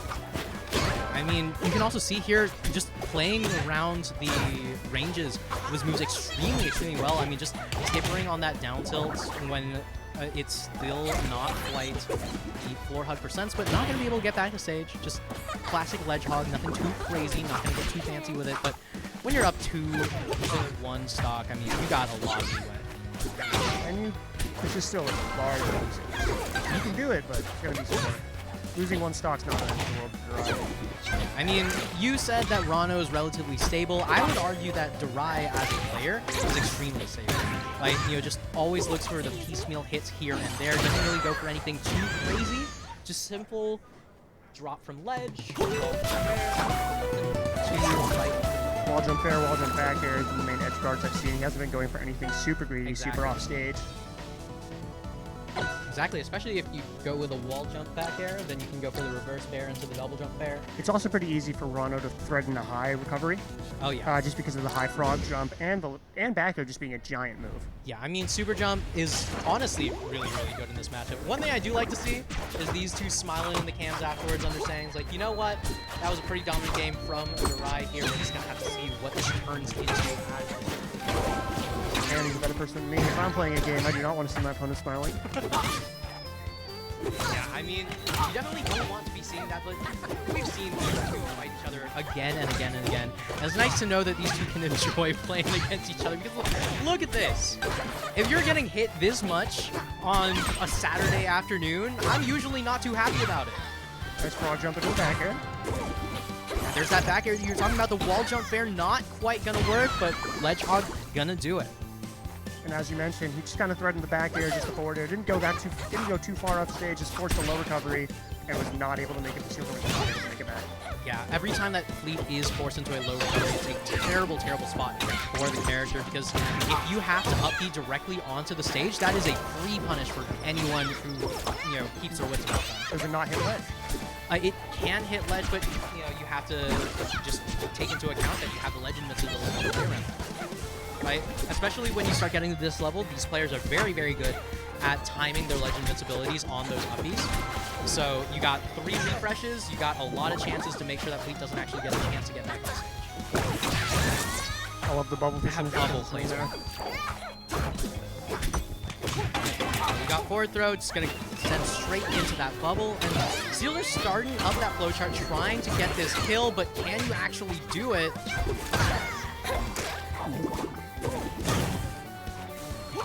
Not quite going to be able to take out stock just yet. I think a single down tilt would do it for Sealder, but for Durai right now, it's all about that extra credit. Almost another stock going to be taken here, and at that point, might as well skip the extra credit. Right. Back air. Yeah, we're skipping the extra credit. We're straight up taking extra classes at this point. Never mind. Gonna even that one right up. I say even. You're still full stock down. You might have got a little bit too ahead of yourself. You should have stuck to the left side. If it gets hit, you just take it to the bubble. You're likely not getting the entire stock at 140, whatever he was. Just try to get whatever percent you can. Yeah, I mean, right now, looking for the side B. Actually, barely didn't land. That should have worked. That was a really good roll read. I don't know if that was a good roll read. The intention was a roll read there. I think it absolutely is a roll read intended.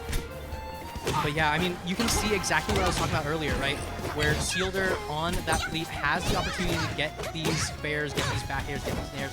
Literally a smorgasbord of fleet aerials. Every single one of these has so many good ways to lead into a full edge guard. And Rano doesn't have so many ways to contest them if they're timed properly. It seems like Rano's main contest the only way is because the out. Especially with the Nair, despite being that fast, it doesn't like it's that big.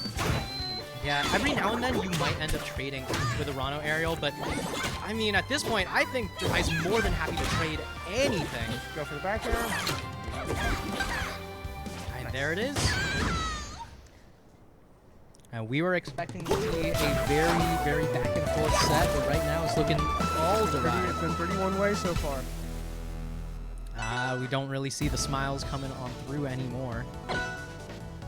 Sealder does not seem to be doing the best of his advantage. He does seem to be getting edge guarded pretty consistently as well. I don't really know what he does to avoid that sort of thing, but for what other disadvantage options he may have outside of the remote mix-up. But I'd love to see something a little bit. I mean, remember, it's all about timing, position, or option here. And right now, Fleet, as a character, doesn't exactly have the highest amount of options, per se, in those scenarios. So we're going to have to see some timing mix-ups and some positioning mix-ups coming in from Sealder, because all these options are still putting him in the same place at the same time.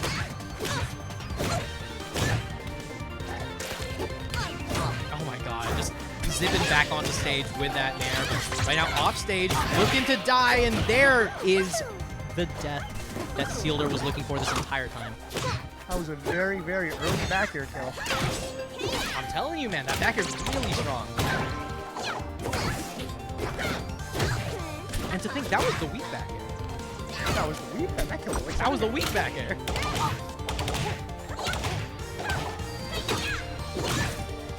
I say that, I'm guessing based off of the positioning, but it could have been sweet. Either way, with no resources, there was just no way for it to come back. This is the part where Sealder is most terrifying. Sealder with a lead, where he can just force him to approach into him, it's so much more terrifying. Holding his ledge very well. Another weak back air, gonna be able to take yet another stock. You know, I honestly do not mind this strategy. Sealder said having a very... Never mind. You see, the thing is, you had a really good point there. Then Sealder immediately mixes a ledge dash and dies for it. So. Yeah, I mean, he's been playing ledge really well in most of his reversal situations. I have been converting into a kill from ledge positioning. So I've been liking him playing around that ledge. I mean, the strategy is good, right? The execution there was the really big mix-up. But fortunately for Durai, Sealder still has a full stock to play with. And when Sealder has a lead, it's like clocking in for another 95.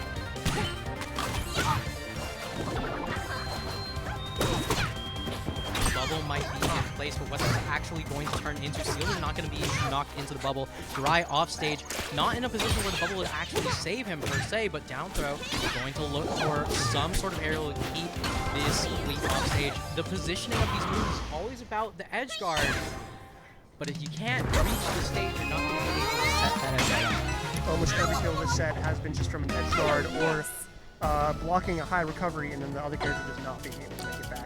We have not. I don't think we've seen a single kill that has just been a raw, strong attack from center stage or near ledge. Oh yeah. I mean, this is exactly what I was talking about earlier. This is what we expected to see going into this, where it is all about those edge guards. It is all about that very flowcharty play, I guess would be one way to put it. I love that little standoff we just got. We got about 3 seconds of just characters standing still. Yeah, walk up, do nothing comes out on frame 0, right? I mean, there's a lot of information that can be gained from the way how your opponent likes to move when you're charging needles or when you're just looking directly at them in the face. I love the positioning from Sealder's up B there to get away from the parry from Durai. It's these little options here and there that tell you these players have played against each other time and time again. That is not a game 4 option. That is a I know you are. I love these Tetris scenarios Durai's been going for. I saw him go through reaction, rollout, reactively roll down tilt a bit. He's able to call out a neutral get up as well. I love the reaction on those. The reaction time for it. I don't know if a lot of you expect a combination of quick here and Ooh! Thank you, Trevor. nice reverse back forward air. Might as well have been a back. That was pretty good back there. It sends back. Yeah, it sends backwards. And it's an aerial. Oh my god. We be holding in on down strong. Is that true? Yeah, it is true. If you don't hold out, then you're going to get Dacus. It's either the Dacus or the up air. Fleet down throw has never given a reason to the IN.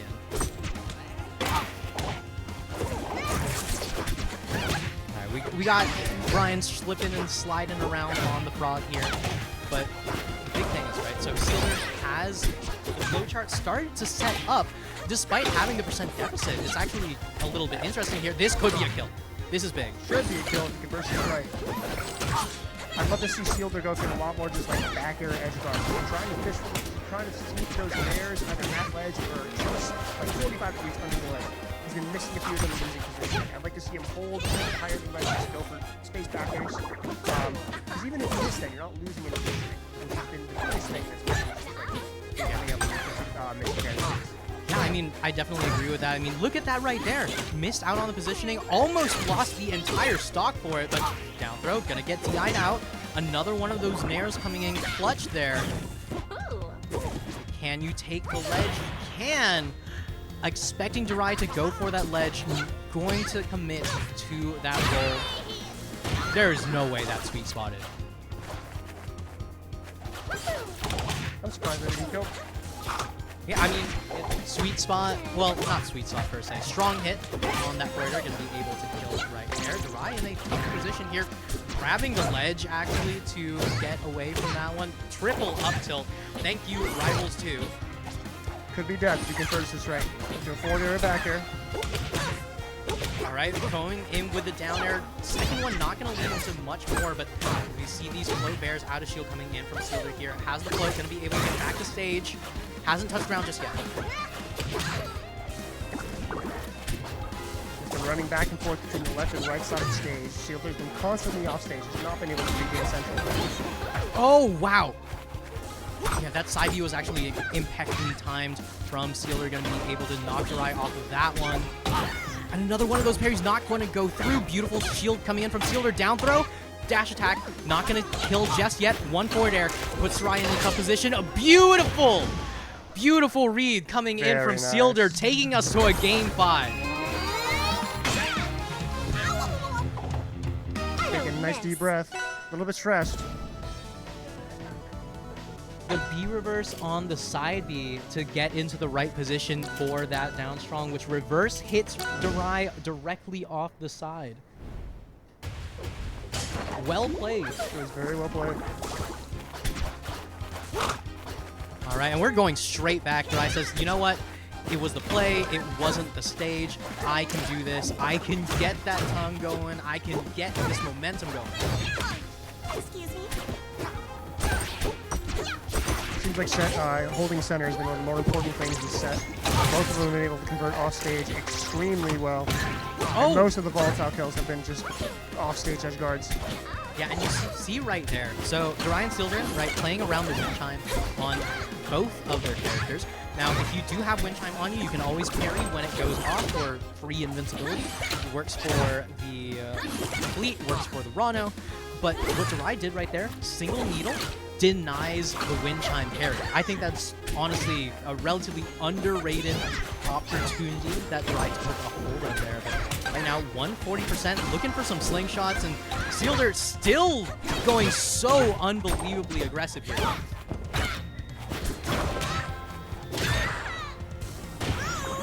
And I'm not going to be honest. I looked away from the screen for a second. You said Sealder going aggressive, and I looked back, and then Durai was in the lead. So I did not know what I missed. Well, what you missed was a nice back air. There's a lot of things I could say, but sometimes the back air really is just Sometimes nice. it's just a nice sweet spot back air, neutral, and gets the kill. Sorry, that door I think is locked, so if you go around, there should be a neutral shot on the other side. Oh yeah, if you're looking at board games, all good. We don't have a camera on, by the way, so if you want to walk by, feel free. Either way. So, Durai right now. 147. Once again, saved by the bubble. Hey, this man got bubble nerfed so many times in Rivals 1, still making a case to do it again in Rivals 2. That's the benefit about him just staying in the corners. He can just put a bubble slightly above the ledge and hug underneath the ledge, and nothing's going to kill him. All right, there we go. The weak back air coming in from Sealder. Gonna be able to do the job. It's at 202%. I would have hoped it would have killed. But either way, up strong, sweet spot coming in from Durai. Puts extra poison onto Sealder, but also grabs the stage control.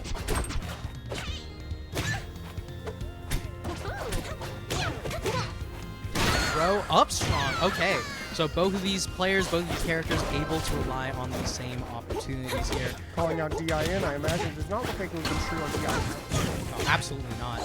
Not without a Dacus preemptively, but either way, Durai and Sealder still last game, last stock potentially for Sealder in winner's side. With one back air to send Durai off, looking to even up that stock count really, really quickly.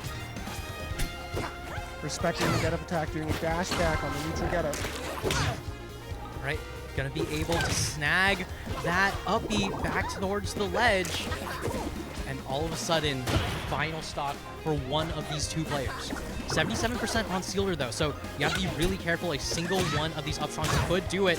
Durai double jumping for that forward air, not gonna be able to get the kill off of it, but no more opportunities for Sealder. No more chances to slip up. Durai up strong, not gonna connect. I do not like Durai going this close to ledge. If I'm him, oh, never mind. If I'm him, I win the game. I mean, Durai going to be calm, cool, and collected in those final moments. Might have been a little bit of extra, extra nervousness in that play towards the very end, but it works out. If it works, it doesn't matter if you win. And I think we have two more matches left this tourney. So that means Durai is going to be going to winner side grand finals, Sealder's in loser side.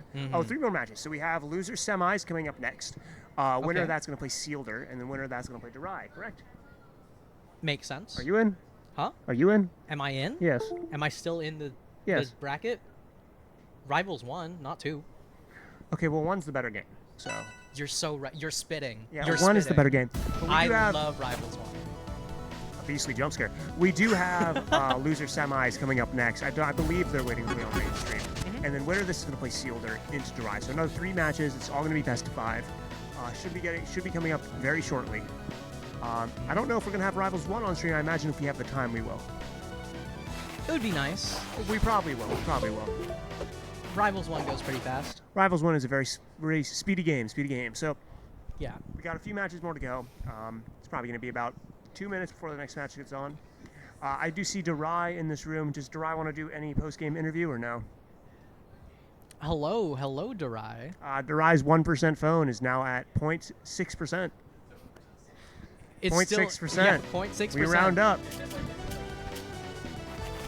Ryan, how long does 1% on your battery last? Like 5 hours. Nice. How did your set go? I'm ass.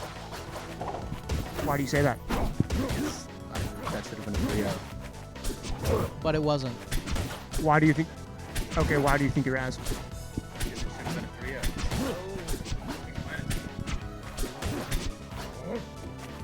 Got it. Do you think that Sealder almost making that comeback there was a slip up on your part or an adaptation on his?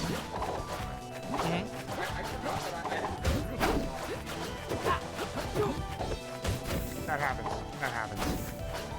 That explains game 4. That doesn't explain game 3. Or game 5.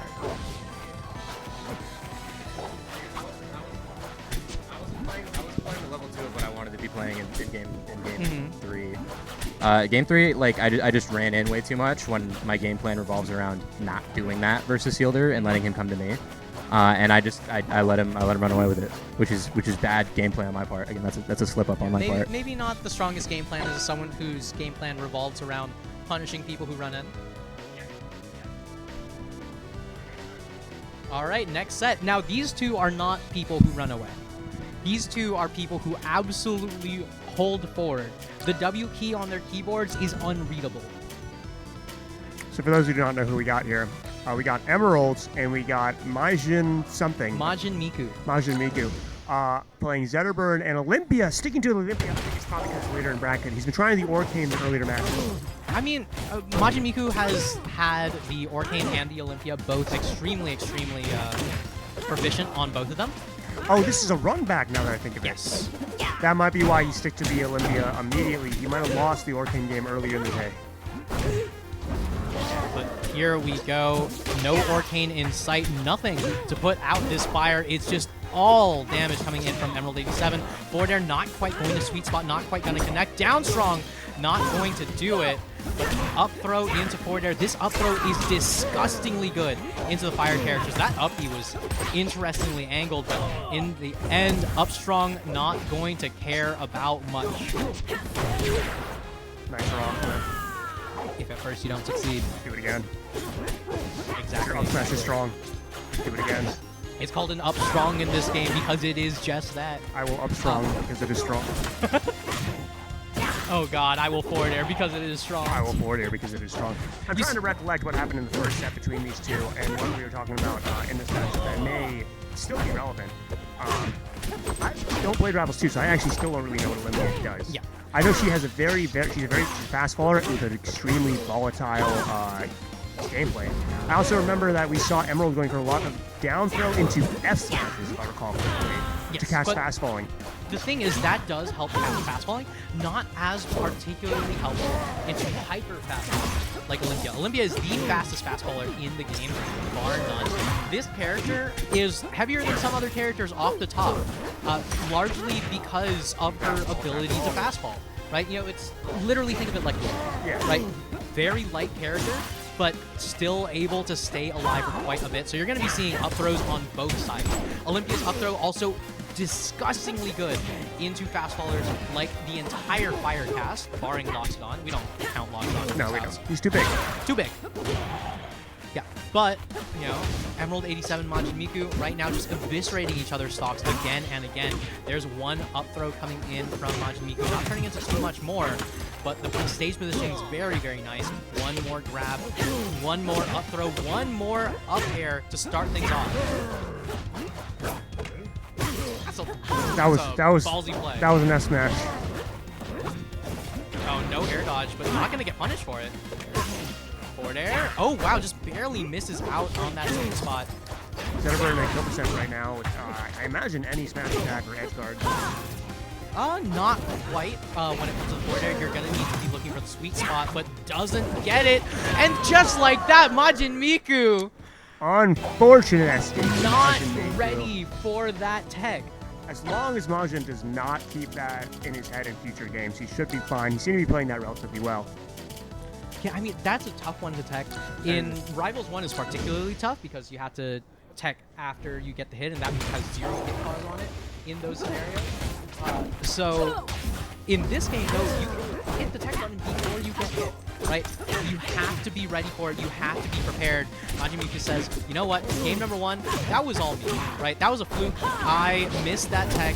I was the one in the lead. So, salty run back, I agree with it, right? If you go to a stage and you think to yourself, this is my counter pick, this is the one that I'm going for, and you lose, right? You have to go back, right? Because otherwise, what's the point if you're not going to believe in yourself? If you do lose in the run back, you never should have been there in the first place.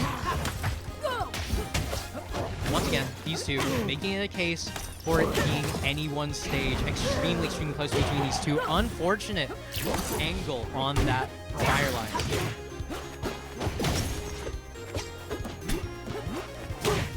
I gotta say, Spacey designers really do need to rename like some of these moves, right?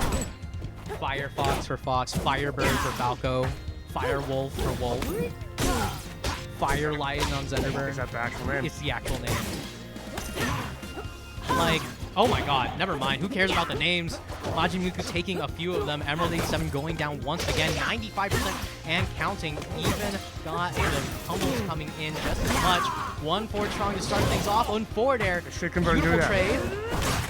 Okay, there we go. I don't know why Majimuku just went for the smash attack. I would have went off stage for number 4 there. You're the high percent, you have a 2-stock lead, it's worth going for. Yeah, but forward strong's coming through from Emerald 87. I don't think this kid is perturbed whatsoever. I don't think so at all. It's also relatively, I mean, I know it's not even, but Zenderberg has really dumb kill power. He can do this up pretty quick. Yeah, that's a true combo. Yeah, the low percents consume up throw, up strong coming in from Emerald 87. Absolutely. Oh my. Beautiful stuff. Catching the DI out to try to get out of up air into forward air. I gotta say, if you're getting caught on DI out for, you know, up like forward strong, that's crazy. But another one of these shine chains not quite going to turn into much more than just a little bit of chip damage. Gatling coming on through, forward air sweet spot. And one fire combo and he's dead. Oh, just barely misses out on that down strong. Oh, but this should be it. Up B, not going to kill. Should be even though, should be a kill with the. Never mind, I lied. Up air not gonna sweet spot. A single one of these shines could mean disaster. Oh, that should be it. There we go. Majimuku not going to be dropping that one. I don't know how much you can actually do when you get crystallized than Zenderberg. DI towards the stage and pray that you can tech the resulting hit. Okay, I've seen 2 edge guards today, with just forward airing him the second he gets out of the crystal. Seems to have a lot more hit stun than it looks like. It's tough because the crystal itself, you stay in the crystal until you leave hit stun. And then the crystal explodes, you re-enter hit stun. See, it seems like I have not seen people do anything like there's like a half a second where you just are ready to get hit by anything. Yes, essentially, right? So that's why I said you have to DI towards the stage, pray that you can tech the result. You can also tech the crystal pop itself, but you have to be ready. Yes. In the meantime, we are going to be going to Aramata stage where you die off the top really, really fast, but even faster off the bottom. And the dying of the top should not actually impact Olympia that much, right? Because Omega Fast Faller. Omega Fast Faller is one, but I think it's actually just barely low enough of a ceiling that Zetterburn is able to make use of it. This has nothing to do with those ceilings, though. Not at all. This might have to do with the fact that there's no wall on the lower end of the stage. He's kind of forcing a little bit of higher recoveries, and he's been able to F-smash. Once again, Gatling coming through, going to be able to take that stock in. Emerald 87, I gotta say, final stock of each game, extremely, extremely good play. How about you kick it into gear a little earlier? It's always hard to do that, right? Because you never feel it. You never feel it. Yeah, you know, start playing like your life is on the line. Have you ever played Rivals of Aether 2 with your life on the line? Have you ever played Rivals of Aether 2 with Rai and his concealed carry gun at your head? Whoa, whoa, whoa, whoa, whoa, whoa, whoa. Can you do that here? I don't know. I'm not him. That's true. That's true. This is a question for paralegal. Oh boy, that one is illegal as hell. And unfortunate. Majin Miku gonna be taking yet another one of these games. Boy's looking into the camera. He's looking into someone's soul in chat. We should get the poker glasses back on. Power of glasses were only good enough for one set. It's like early Kaioken. Too much, his heart explodes.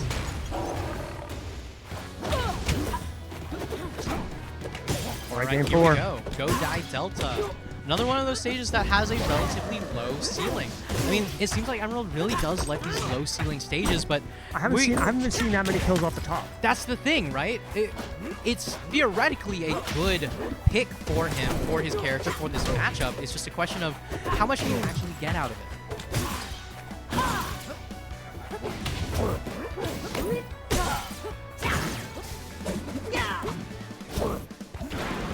Why? What are you? Oh, and just like that, up strong from ledge, going to be able to put Majin Miku in yet another tough position. Back air out of shield though. Now looking for a crystallize, not going to be tagged by that, but is going to be tagged not by the up special, but instead by Emerald 87's up special. We are spot dodging into down strong today, baby. We are just dropping from ledge directly into the blast zone today, baby. He's just like me for real. Emerald 87 taking the first 2 stocks of game number 4. Life on the line here, but playing like it's Majin Miku who's the one at stake.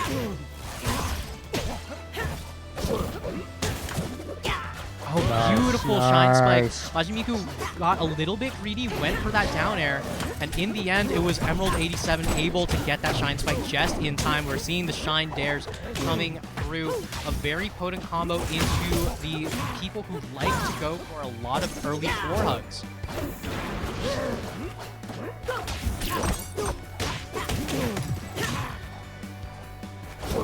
All right, and goes for a pity flip, actually. Doesn't get the edge cancel defeated, but does manage to tag the edge of the ledge. Once again, up throw, up strong, wonderful early percent combo. This is all the extra credit that Emerald 87 has been waiting for. Gonna try convert for down throw S smash. I mean, I know for many people it's final season. Emerald 87, definitely one of those school-aged people. But right now, all that extra credit coming in clutch. I don't think it's enough to skip the final assignment, but it puts you in a great position for that down strong. Yes. Sorry, I'm a bit tired. Nah, no worries. I love having you here on the couch with me. We got game 5 coming up. We got game 5. We got Wonder good what stage vibes. DSR's on the stage, right? Oh, I can't yes. pick previous one? Okay. You can see the DSR is already applied. There's still 2 bands that are available. What stages are remaining, though, would we like to go? I mean, they like low ceilings, so they might pick Rockwall. I think Rockwall is a low ceiling. They're just going straight back. Okay, okay. The thing about Rockwall is that Rockwall might have low ceilings, but it has more than just low ceilings. It also has low, very, very close side blast zones, which means a single forward air coming in from Olympia, a single forward air coming in from Zenither would mean the entire stock. And I think these two want to play the game a little bit more than that.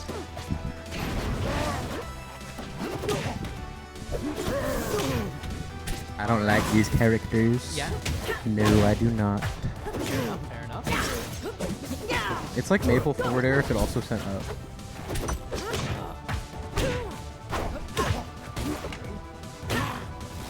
Oh, I really thought Emerald was gonna get hit by that. I won't lie. My eyes were closed. I'm sorry, I couldn't see it. It was like a forward air into the crystal off stage. Oh, down strong, sliding Dude, in. Majin Miku really likes to go for these down strongs in scramble situations. I mean, you say that, but I think that's actually the first we're seeing from him, and it's game 5. Right? He started breaking them out against me. I think game 4 or game. I don't know. He started going yeah. I remember them pretty distinctly in my set. I was like, okay, I'm gonna run up here. I'm gonna wait. That down air was hot. Yeah, that down air made me feel something in my soul. I love the rising bear into dare. It's a classic coming from my one. Dude, yeah, on the green Zetter too. You know what clip I'm thinking of against Calamari. Rest in peace, Calamari. You know what I'm talking about? Yeah, that Rockwall clip. What? No! Dude, yeah, and it galaxied him. That clip is insane. I'm telling you, Ori's so light. I never said that. Emerald really tried to go for the ledge grab there. He had the wherewithal. He had the right idea, just kind of fumbled over the execution. If he got it, it would have been a stock. Yeah, I mean, the thing is, these two players, it's been a long day.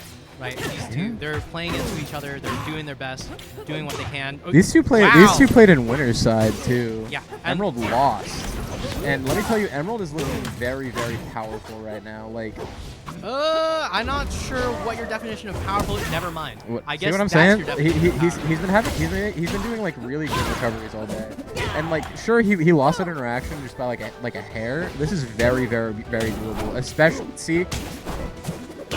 See what I'm saying? This is perfect. very doable. Emerald is playing these situations exactly like he's supposed to, and honestly, it's really cool to see. Yeah, I mean, I love how much Emerald as a player has grown throughout SoCal Rivals, right? I said this earlier in our comments. He's SoCal Rivals collective son right now. He's all of our son. And he's making a lot of strides to improve the game and to be less frustrating with open criticism. And today I've been watching his gameplay a lot, and I've been seeing a lot of like very significant improvements.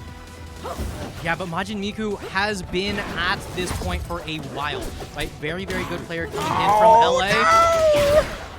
And from one LA to the next, Majin Miku. Stop emoting. Stop doing it. I don't like it. I don't like it when you do that.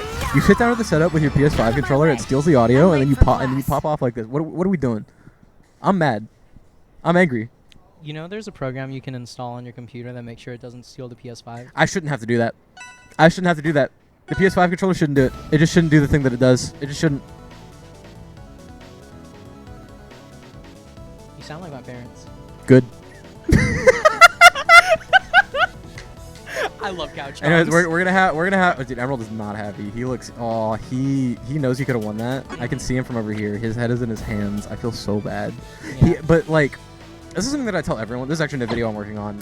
It's the idea that you need to be playing to learn. And that doesn't just mean that like, oh, I learned this set, and like you're full of joy and whimsy. It means that like you need to be able to appreciate even when you lose all of the things that you were doing right. Because like watching that set, Emerald had so many of the right ideas and just fumbled in very little ways on the execution. There was a moment that I called out earlier with that ledge grab. So important. He was grabbing the ledge like I do. He tried to do it like I do, and if he did, he would have been up a stock. That game might have gone very different. Because that would have been a stock lead with like 40% on him. I'm inclined to agree. I also will say you do have to remember, right? We're all human. Yeah, we are. Totally valid to have your own feelings, right? If you feel real bad after losing something like that, dude, yeah. Just let it happen. And as long as you don't dwell on it, and then you can come back to it, that's what we're looking for. And what I'm saying is not at all to communicate the idea like, oh, you should never feel bad after you lose, because losing fucking sucks. Losing just sucks. It does. And there's no getting around it. When you lose, it will hurt your soul. The last two majors I've been to have created a genre of image of me with my head in my hands after I lose. I shit you not, Port Priority into Heatwave, there's two like black and white photos from each of those tournaments from different photographers where I'm just fucking broken because of what happened in the bracket for me. I have a picture of me Shinji posing after Heatwave 8 because I lost my partner in the tiebreaker. That's fucked up. That's fucked up. They 3-0'd me. They beat me harder than anyone beat me that day. But as long as Emerald can go back and look at this VOD and see all of the things that he was doing very well in this set, then he's going to continue improving even more than he already has. Because again, I think he's just one of the he's got so much potential in this game.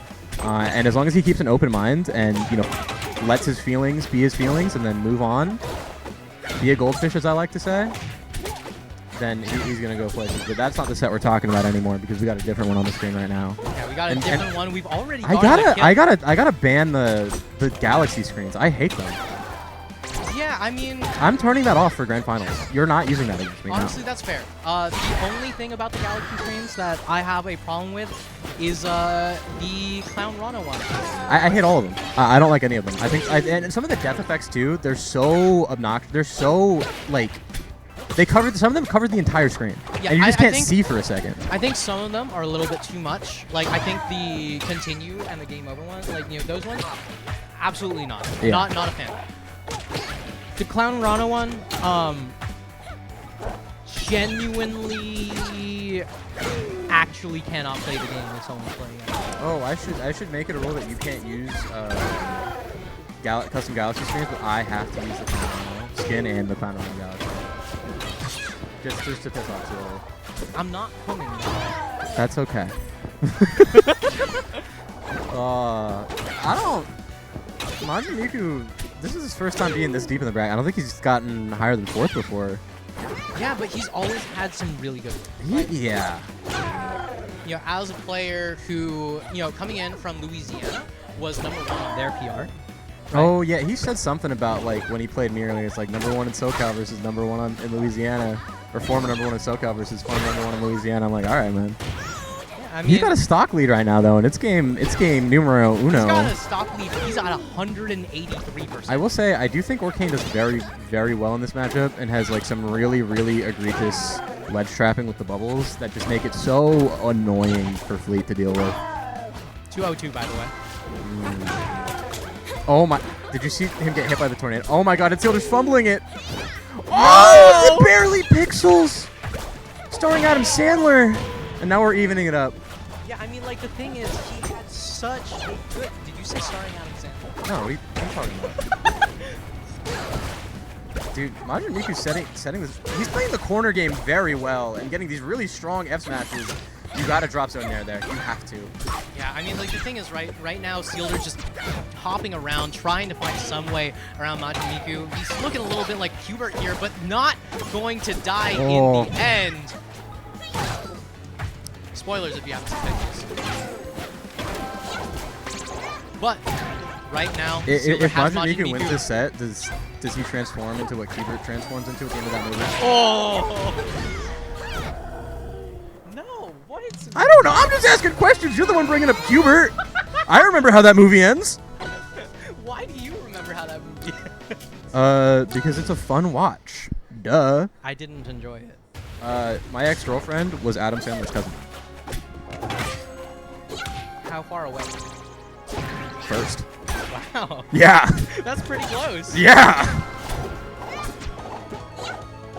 Dang. That's some fun trivia. Never met him though. Never met him. Might have been really fun. Never meet your hero. Even if they do save the world. Yeah, from aliens that really want to kill us with video games. Right now, Majin Miku really wanted to kill Sealder in this video game right now. Right now? Right now.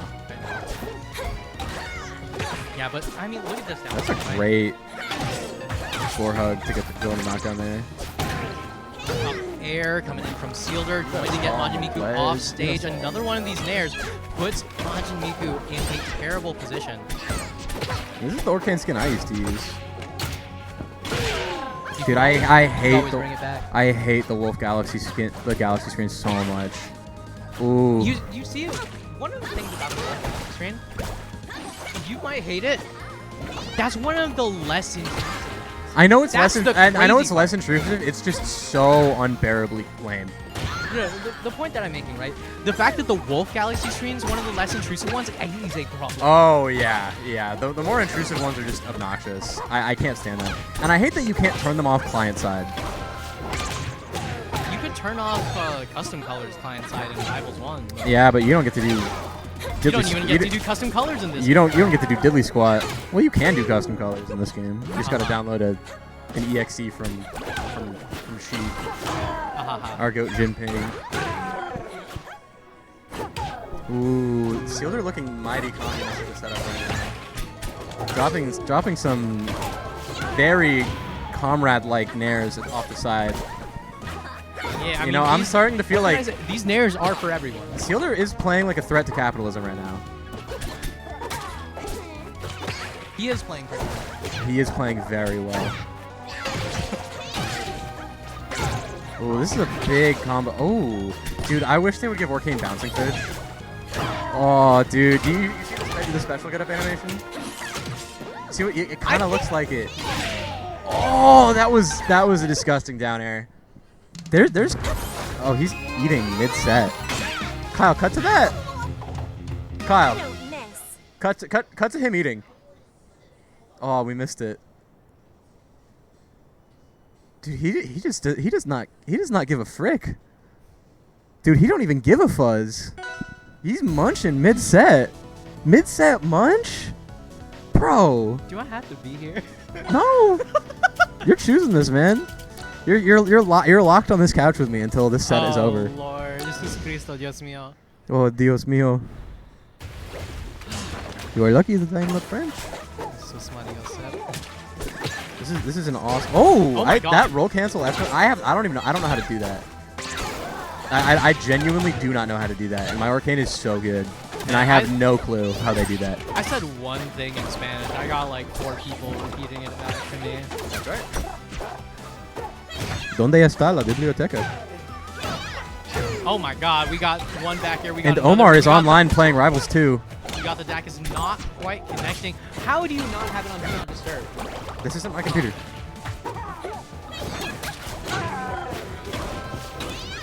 That's wonderful. We got it. Annie might be. Hold it. You could. I don't care. We could hold it. Okay, Sealder. This is You wanna hold Grams for straight? this is looking mighty dominant.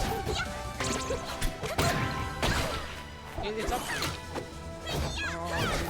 you. Everyone knows. It's been foretold for centuries. That back air was promised you 3,000 years ago, man. Come on. I'll be right back. Now I'm alone, and I can say whatever I want. I can say whatever I want, and we can do whatever we want on the camera, on the microphone, while I commentate this set. Majin Miku just does not know how to recover around this fleet, and fleet does have some oppressive recoveries or oppressive edge guarding, but you don't jump there. Everyone knows. Yeah, it seems that the higher you get in terms of skill in SoCal Rivals, the bigger the gaps between players become. There's like the Ryan Sealder tier. No, I don't even think you could put Sealder and I on the same tier. He's way more inconsistent than me, but like when you start going up against like Sealder, St. Pat, me, Sly, it's just like the gaps feel between like us and everyone else in the scene right now just feels so big. Potatoes too. And even amongst those players, there's definitely a hierarchy. Like I have not taken a set off the fly offline before. That's it. That's it for Majin Miku. Majin Miku IRL emoting on literally every other opponent when he wins and putting his hands up like how did I lose when he loses? And let me tell you, you lost because Sealder outplayed you. However, he had a lot of the right ideas. Miku, if you're watching this back, your Arcane has so many of the right ideas. You just need to refine them and talk with like other Arcane players or talk to some people better than you, and you're on your way. I need someone to replace me on the commentary. I looked at Bob because Bob stood up and looked at me, but I don't mean to force you, my dear Robbie. Oh my god, yes. All right. I'm being replaced by the twin brother commentary duo. If one of them dies, the other one will lose the last of their cursed energy and become a monster. Like Toji. I understood that reference. Yeah.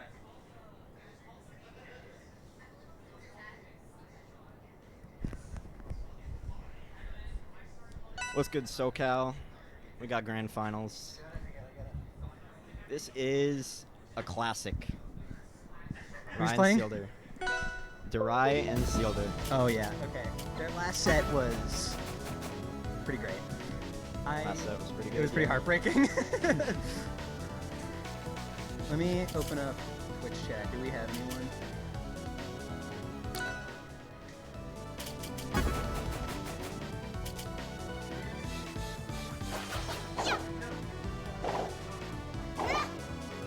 It's true.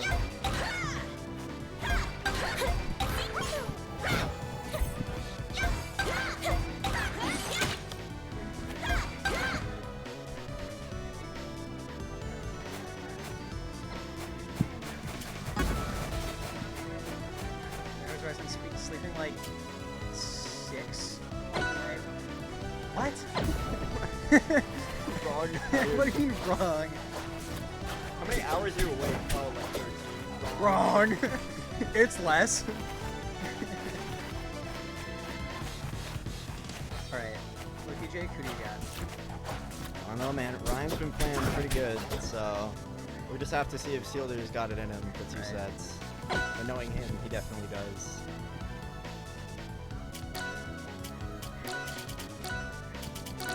Where does Rano want to start here?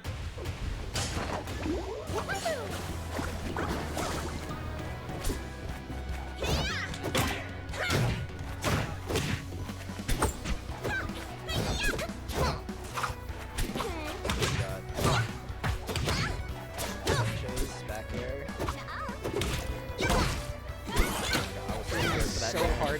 back on stage against Sarai. Yeah, I would know. You would know. I would know. Is that the stock? That's the first stock. Oh, that yeah. No. Oh, it's not. He saved him. Down throw. Yup. Classic.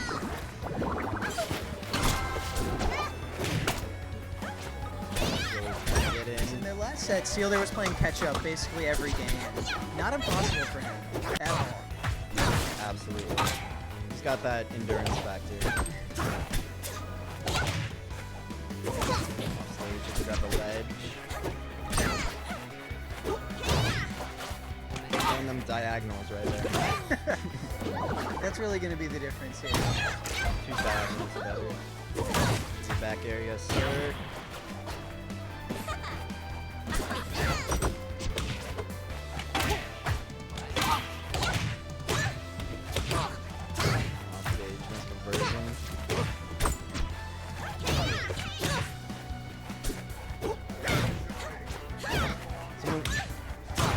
Listen, I'm a quality, not quantity, okay?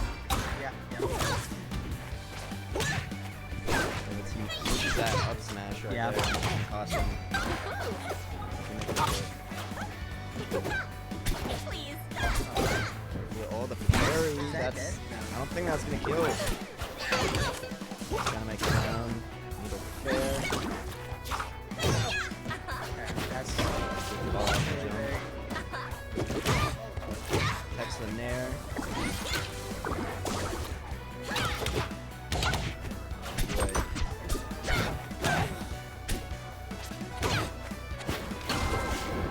Can you close it out?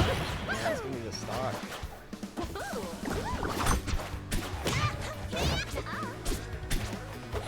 Not something I'm great at, but, you know. Happy to be here. Shout out Randall SoCal. rocks are great. Nice. Let's go. Nice. Got last stock in this game 1. Yeah. Trying to find that open. That Dacus. Dry's platform pressure has been really good. It's been crazy good.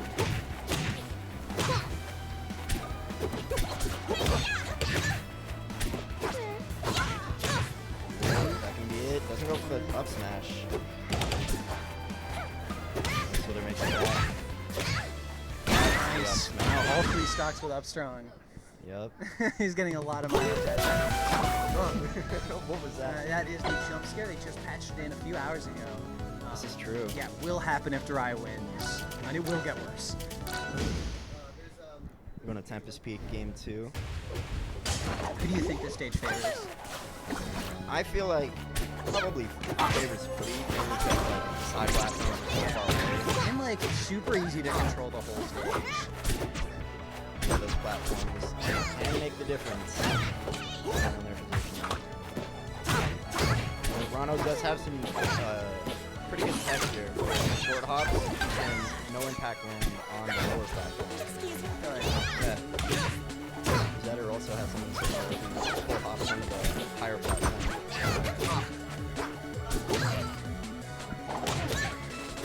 The great rock bomb debate is still... Yeah, just for everyone in chat, just so you're aware. Every projectile can be defined in 2 ways. There's either a rock or a bomb. And a laser. And a laser. The They've been lasers are having this pretty conversation dumb. for the past hour. Fox and Falco lasers are not lasers. How's a laser not a laser? Don't worry about it. Charge, that's not a laser. It's a rock. It travels and it hits. Dude, you gotta back up a few steps, okay? You're clearly new here. There are rocks. There's probably complicated. What do you mean no? I'm saying. Oh, okay. Okay, there are 3 types of projectiles. There are rocks, there are bombs, and there are lasers. Okay. Rocks are what you think of. They're like the quintessential projectile, where it is a traveling hitbox that does not really change as it's traveling or anything. Okay. Bombs hit a point. I just want and to they let get y'all bigger. know They that can get bigger. That's the thing they can do. Durai's running away with the Lasers are hit scale. Yeah. I just thought you'd know. Exactly, that's why we have lasers. Yeah, it's not. Joker gun and Lucario final smash. Sealder's he's struggling right now. Yes. Back air so close out of stock. Sealder's got a lot of work to make up. I think it's a little bit too late. Finding that high platform. Gyro's a bomb. Right. Gyro's a bomb. Dude. Oscar, you gotta stop entertaining this conversation. I can't. You gotta stop. Everyone in the room is talking about rocks and bombs. There are like 3 people in here talking about that, so. Should we just give the mic to you? You seem like you want to talk.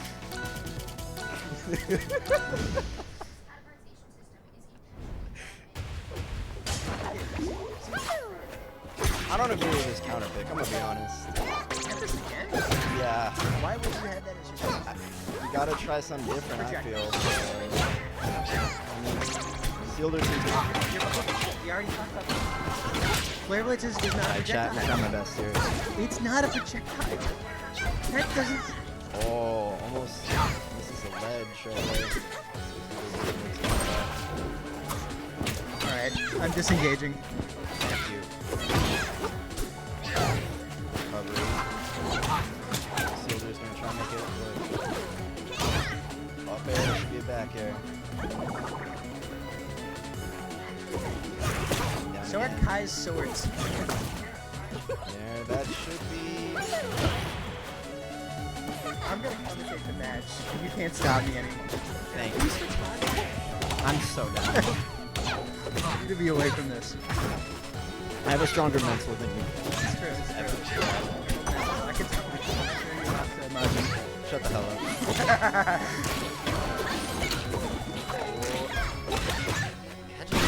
Down and Ah, the key up strong. kills him.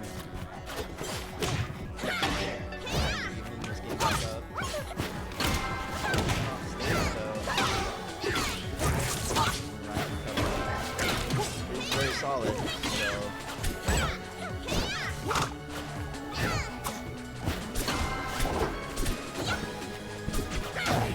You could probably get an entire stock's worth of damage just from in these sets. He gets a lot, You yeah. get a lot out of it. I feel like that's partially because Sealder is really keen on penetration. Right. Yeah. Nice. That was... Oh, my no, God. unfortunate. Sealder SB from throwing the Sealder. game. He did kind of throw that game out. I mean, it is. It's not over. Last stock 0-0, so. Yeah. Winner's Ryan. Yeah, dry winner side. They're very close. I mean, if he plays his cards right, he's looking for the winner the whole time.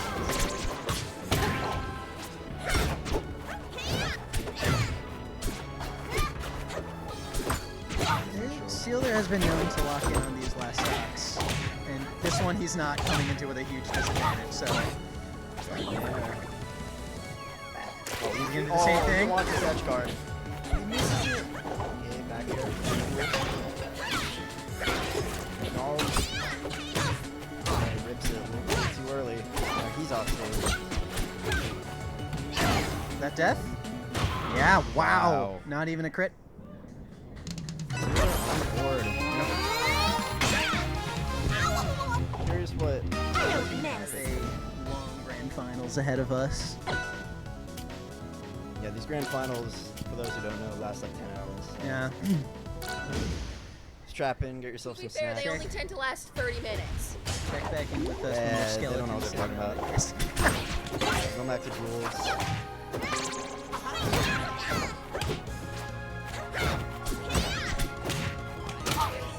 They are still in front of us. Yep, 6 feet in front of me.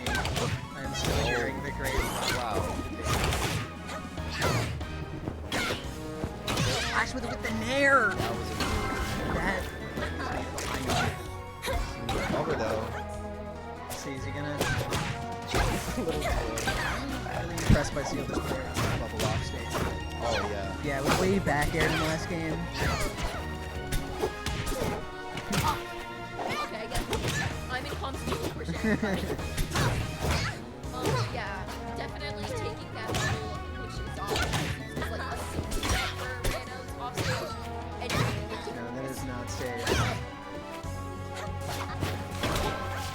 I'm gonna find the start of this stock. Just press center, and then it goes.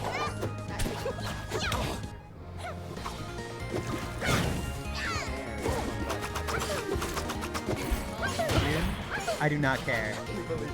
No, I don't believe that.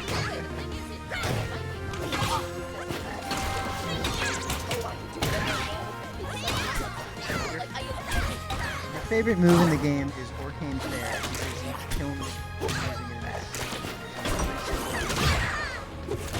What a mad.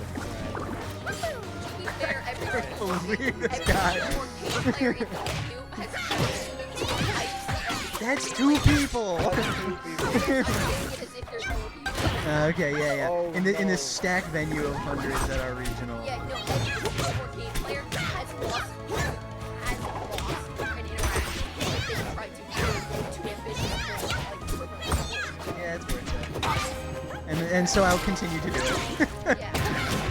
So maybe we then after that the players care. That's a great download. Wilder's doing a great job of setting up this. Yeah. And he's been making off stage scary for Darius,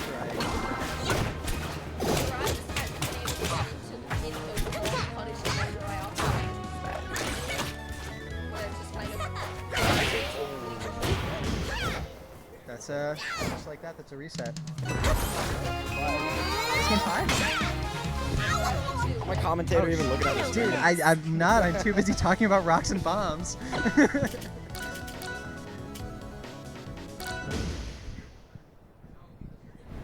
One must imagine City's exciting. Okay, here's where the rock's actually a bomb. No more. I knew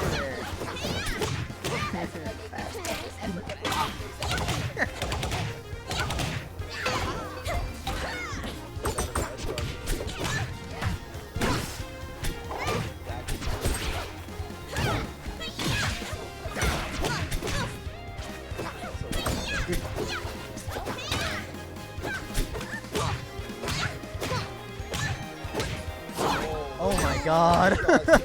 barely You even it up. God. Excuse me.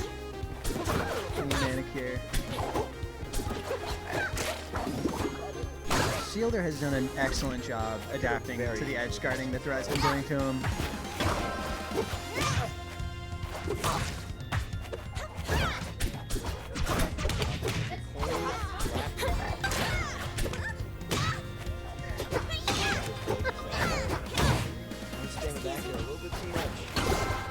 Parry. Second stock too. I think that's the first side view parry we've seen this set.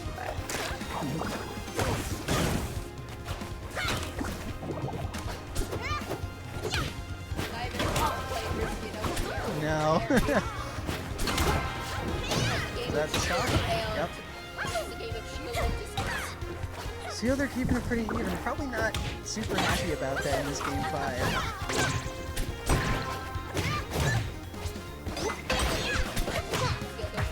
It's, yeah. Right. Yeah, I wouldn't count him out. Certainly not.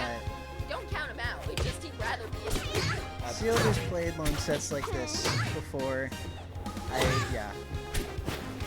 Strongly commend the mental fortitude to do that. Oh no. That, yeah.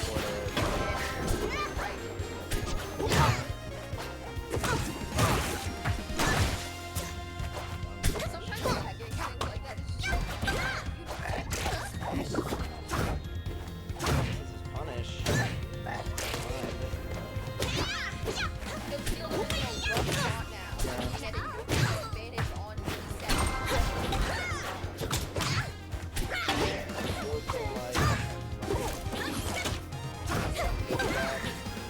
That's it. That's it. The tournament. Yet another melting pot. Let's go, Ryan. Let's go, Ryan. The TO takes it. The TO takes it today. That's my TO right there. That's my TO. Yeah, no, good stuff to him though. Yeah, good stuff all around. I have to. Definitely don't worry about any spurious claims about you taking this bracket purely by the setup. Yeah. So no, I mean, you can only imagine what a reset would have looked like, but would have been long and grueling. Not today. Not our first grand finals that has gone long with Sealder and Durai, and it certainly won't be the last. Yeah.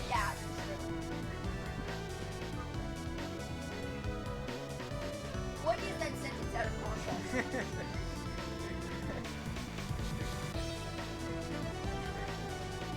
We're gonna do a winner's interview, Ryan. I'll get out of here.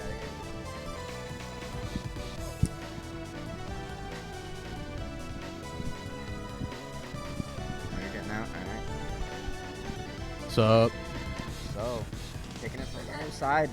Yeah, I wanted to. I don't like dropping sets to anyone here. It makes me upset when that happens. Makes me upset too. Put her there. Yes, sir. That's my goat right there. Yeah.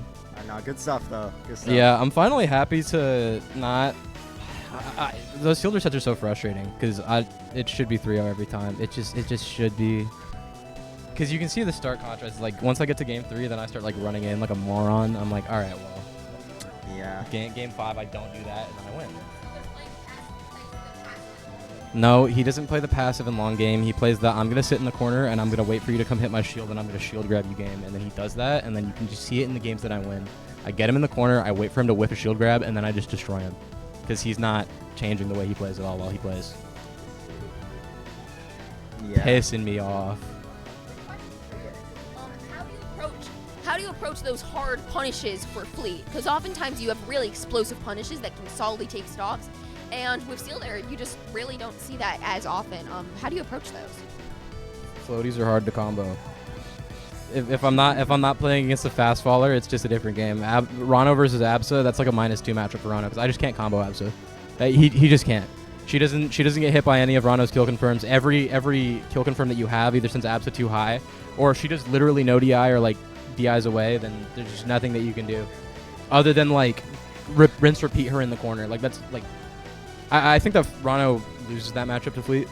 I think it's not so bad. I think it's between like -0.5 and -1. I think Abs is -2. I think Rana loses to Fleet. I think Rana loses to Forsburn. I think Rana loses to Clarin. And I think Rana loses to Absa. But none of those matchups, except for Absa, none of those other losing matchups are so bad that like Rana can't do it. Because I can I just be the better player. I just can't. But playing against floaties is really, really fucking annoying. Because you just don't get to combo them in the same way that you get to do the other characters, at least as Rano. And I just get so many less kill confirms on floaties than I do against like fast fallers. Because Rano I just eat fast fallers for breakfast. I hit one move and it's automatic, and it's just like it's I get one up air like underneath the platform, and it's just I'm painting. I'm using yellow like I'm Picasso efficiently, you know. It's like training mode. Yeah. Yeah, it's kind of when you hit those fast fallers, like the super fast fallers and the big guys, you just get dare loops. You just get like 40% by dare loops. So it's like you don't get to do anything about that. Yeah, that's literally a wobble right now. They're definitely taking that out of the game. Rano Dare is so broken, and it's so funny. I saw you hit like. I didn't lab it out. I just like realized I could do it one night while playing Asashi, and then for the rest of the session, I just kept going for it. And like, dude, it was so funny. There, like he just like he was getting so mad about it. I could tell. It was awesome. Yeah. Yeah, I saw you in that. Probably. Any other questions for me, gamers? I don't know. I just to comment more on that downer. I saw your last set. You hit like your last set was Sealder, I think. You hit like 3 down airs into like a fair. Yep. I didn't even do that. There was one set that I played. I don't know if it was today. I hit like 3 down air. Or I hit like a down air sour fair into a down air into a sweep fair, and the sweep fair like just galaxied the shit out of whoever I was playing, and it was awesome. one thing I noticed in the game, you were consistent. Your bubble was being taken over by Sealder. How are you approaching recovery against Sealder? I'm using the bubble to get him out of my way. Because once the bubble's out, you have to consider, is Rano going to go up or is Rano going to sling off the bubble? And if I sling off the bubble when Sealer has good stage, like if I'm off stage, Sealer's just like staring at me, standing at the edge. If I tongue sling off the bubble, I just die. So my two options are to either put the wait for him to approach the bubble and then to dive kick, or to stall with the bubble and keep putting it lower and lower and lower while it's at the perfect horizontal distance from me to tongue sling from it, so that at a certain point he realizes, oh, I can't commit any further than this, and then I get to tongue sling, and then it's kind of a race back to stage and to reset neutral. So you kind of see it as a 50-50 between, like, are you going to use the bubble recoveries? There's a type C one over there. We're having thug finals. Versus of Kyle versus Bob the Dusclops. Two famous 805 Smash Ultimate TOs. My boys. Bob has been in Europe for like 3 months, just burning through at least 1/3 of his savings account, just to exist and have fun. Went to Amsterdam, didn't do any drugs. Very disappointing. Have you been to Amsterdam? I will admit I haven't. Okay. Okay. All right, we're wrapping up for the night. It's been a good bracket. I'm gonna commentate Thug Finals because I'm the only person in the venue that knows these two very well. Sealder's waving to me off camera right now. He looks so happy, and I know he's not. Are you happy or are you faking it? Question from the call. I don't get that tied up with my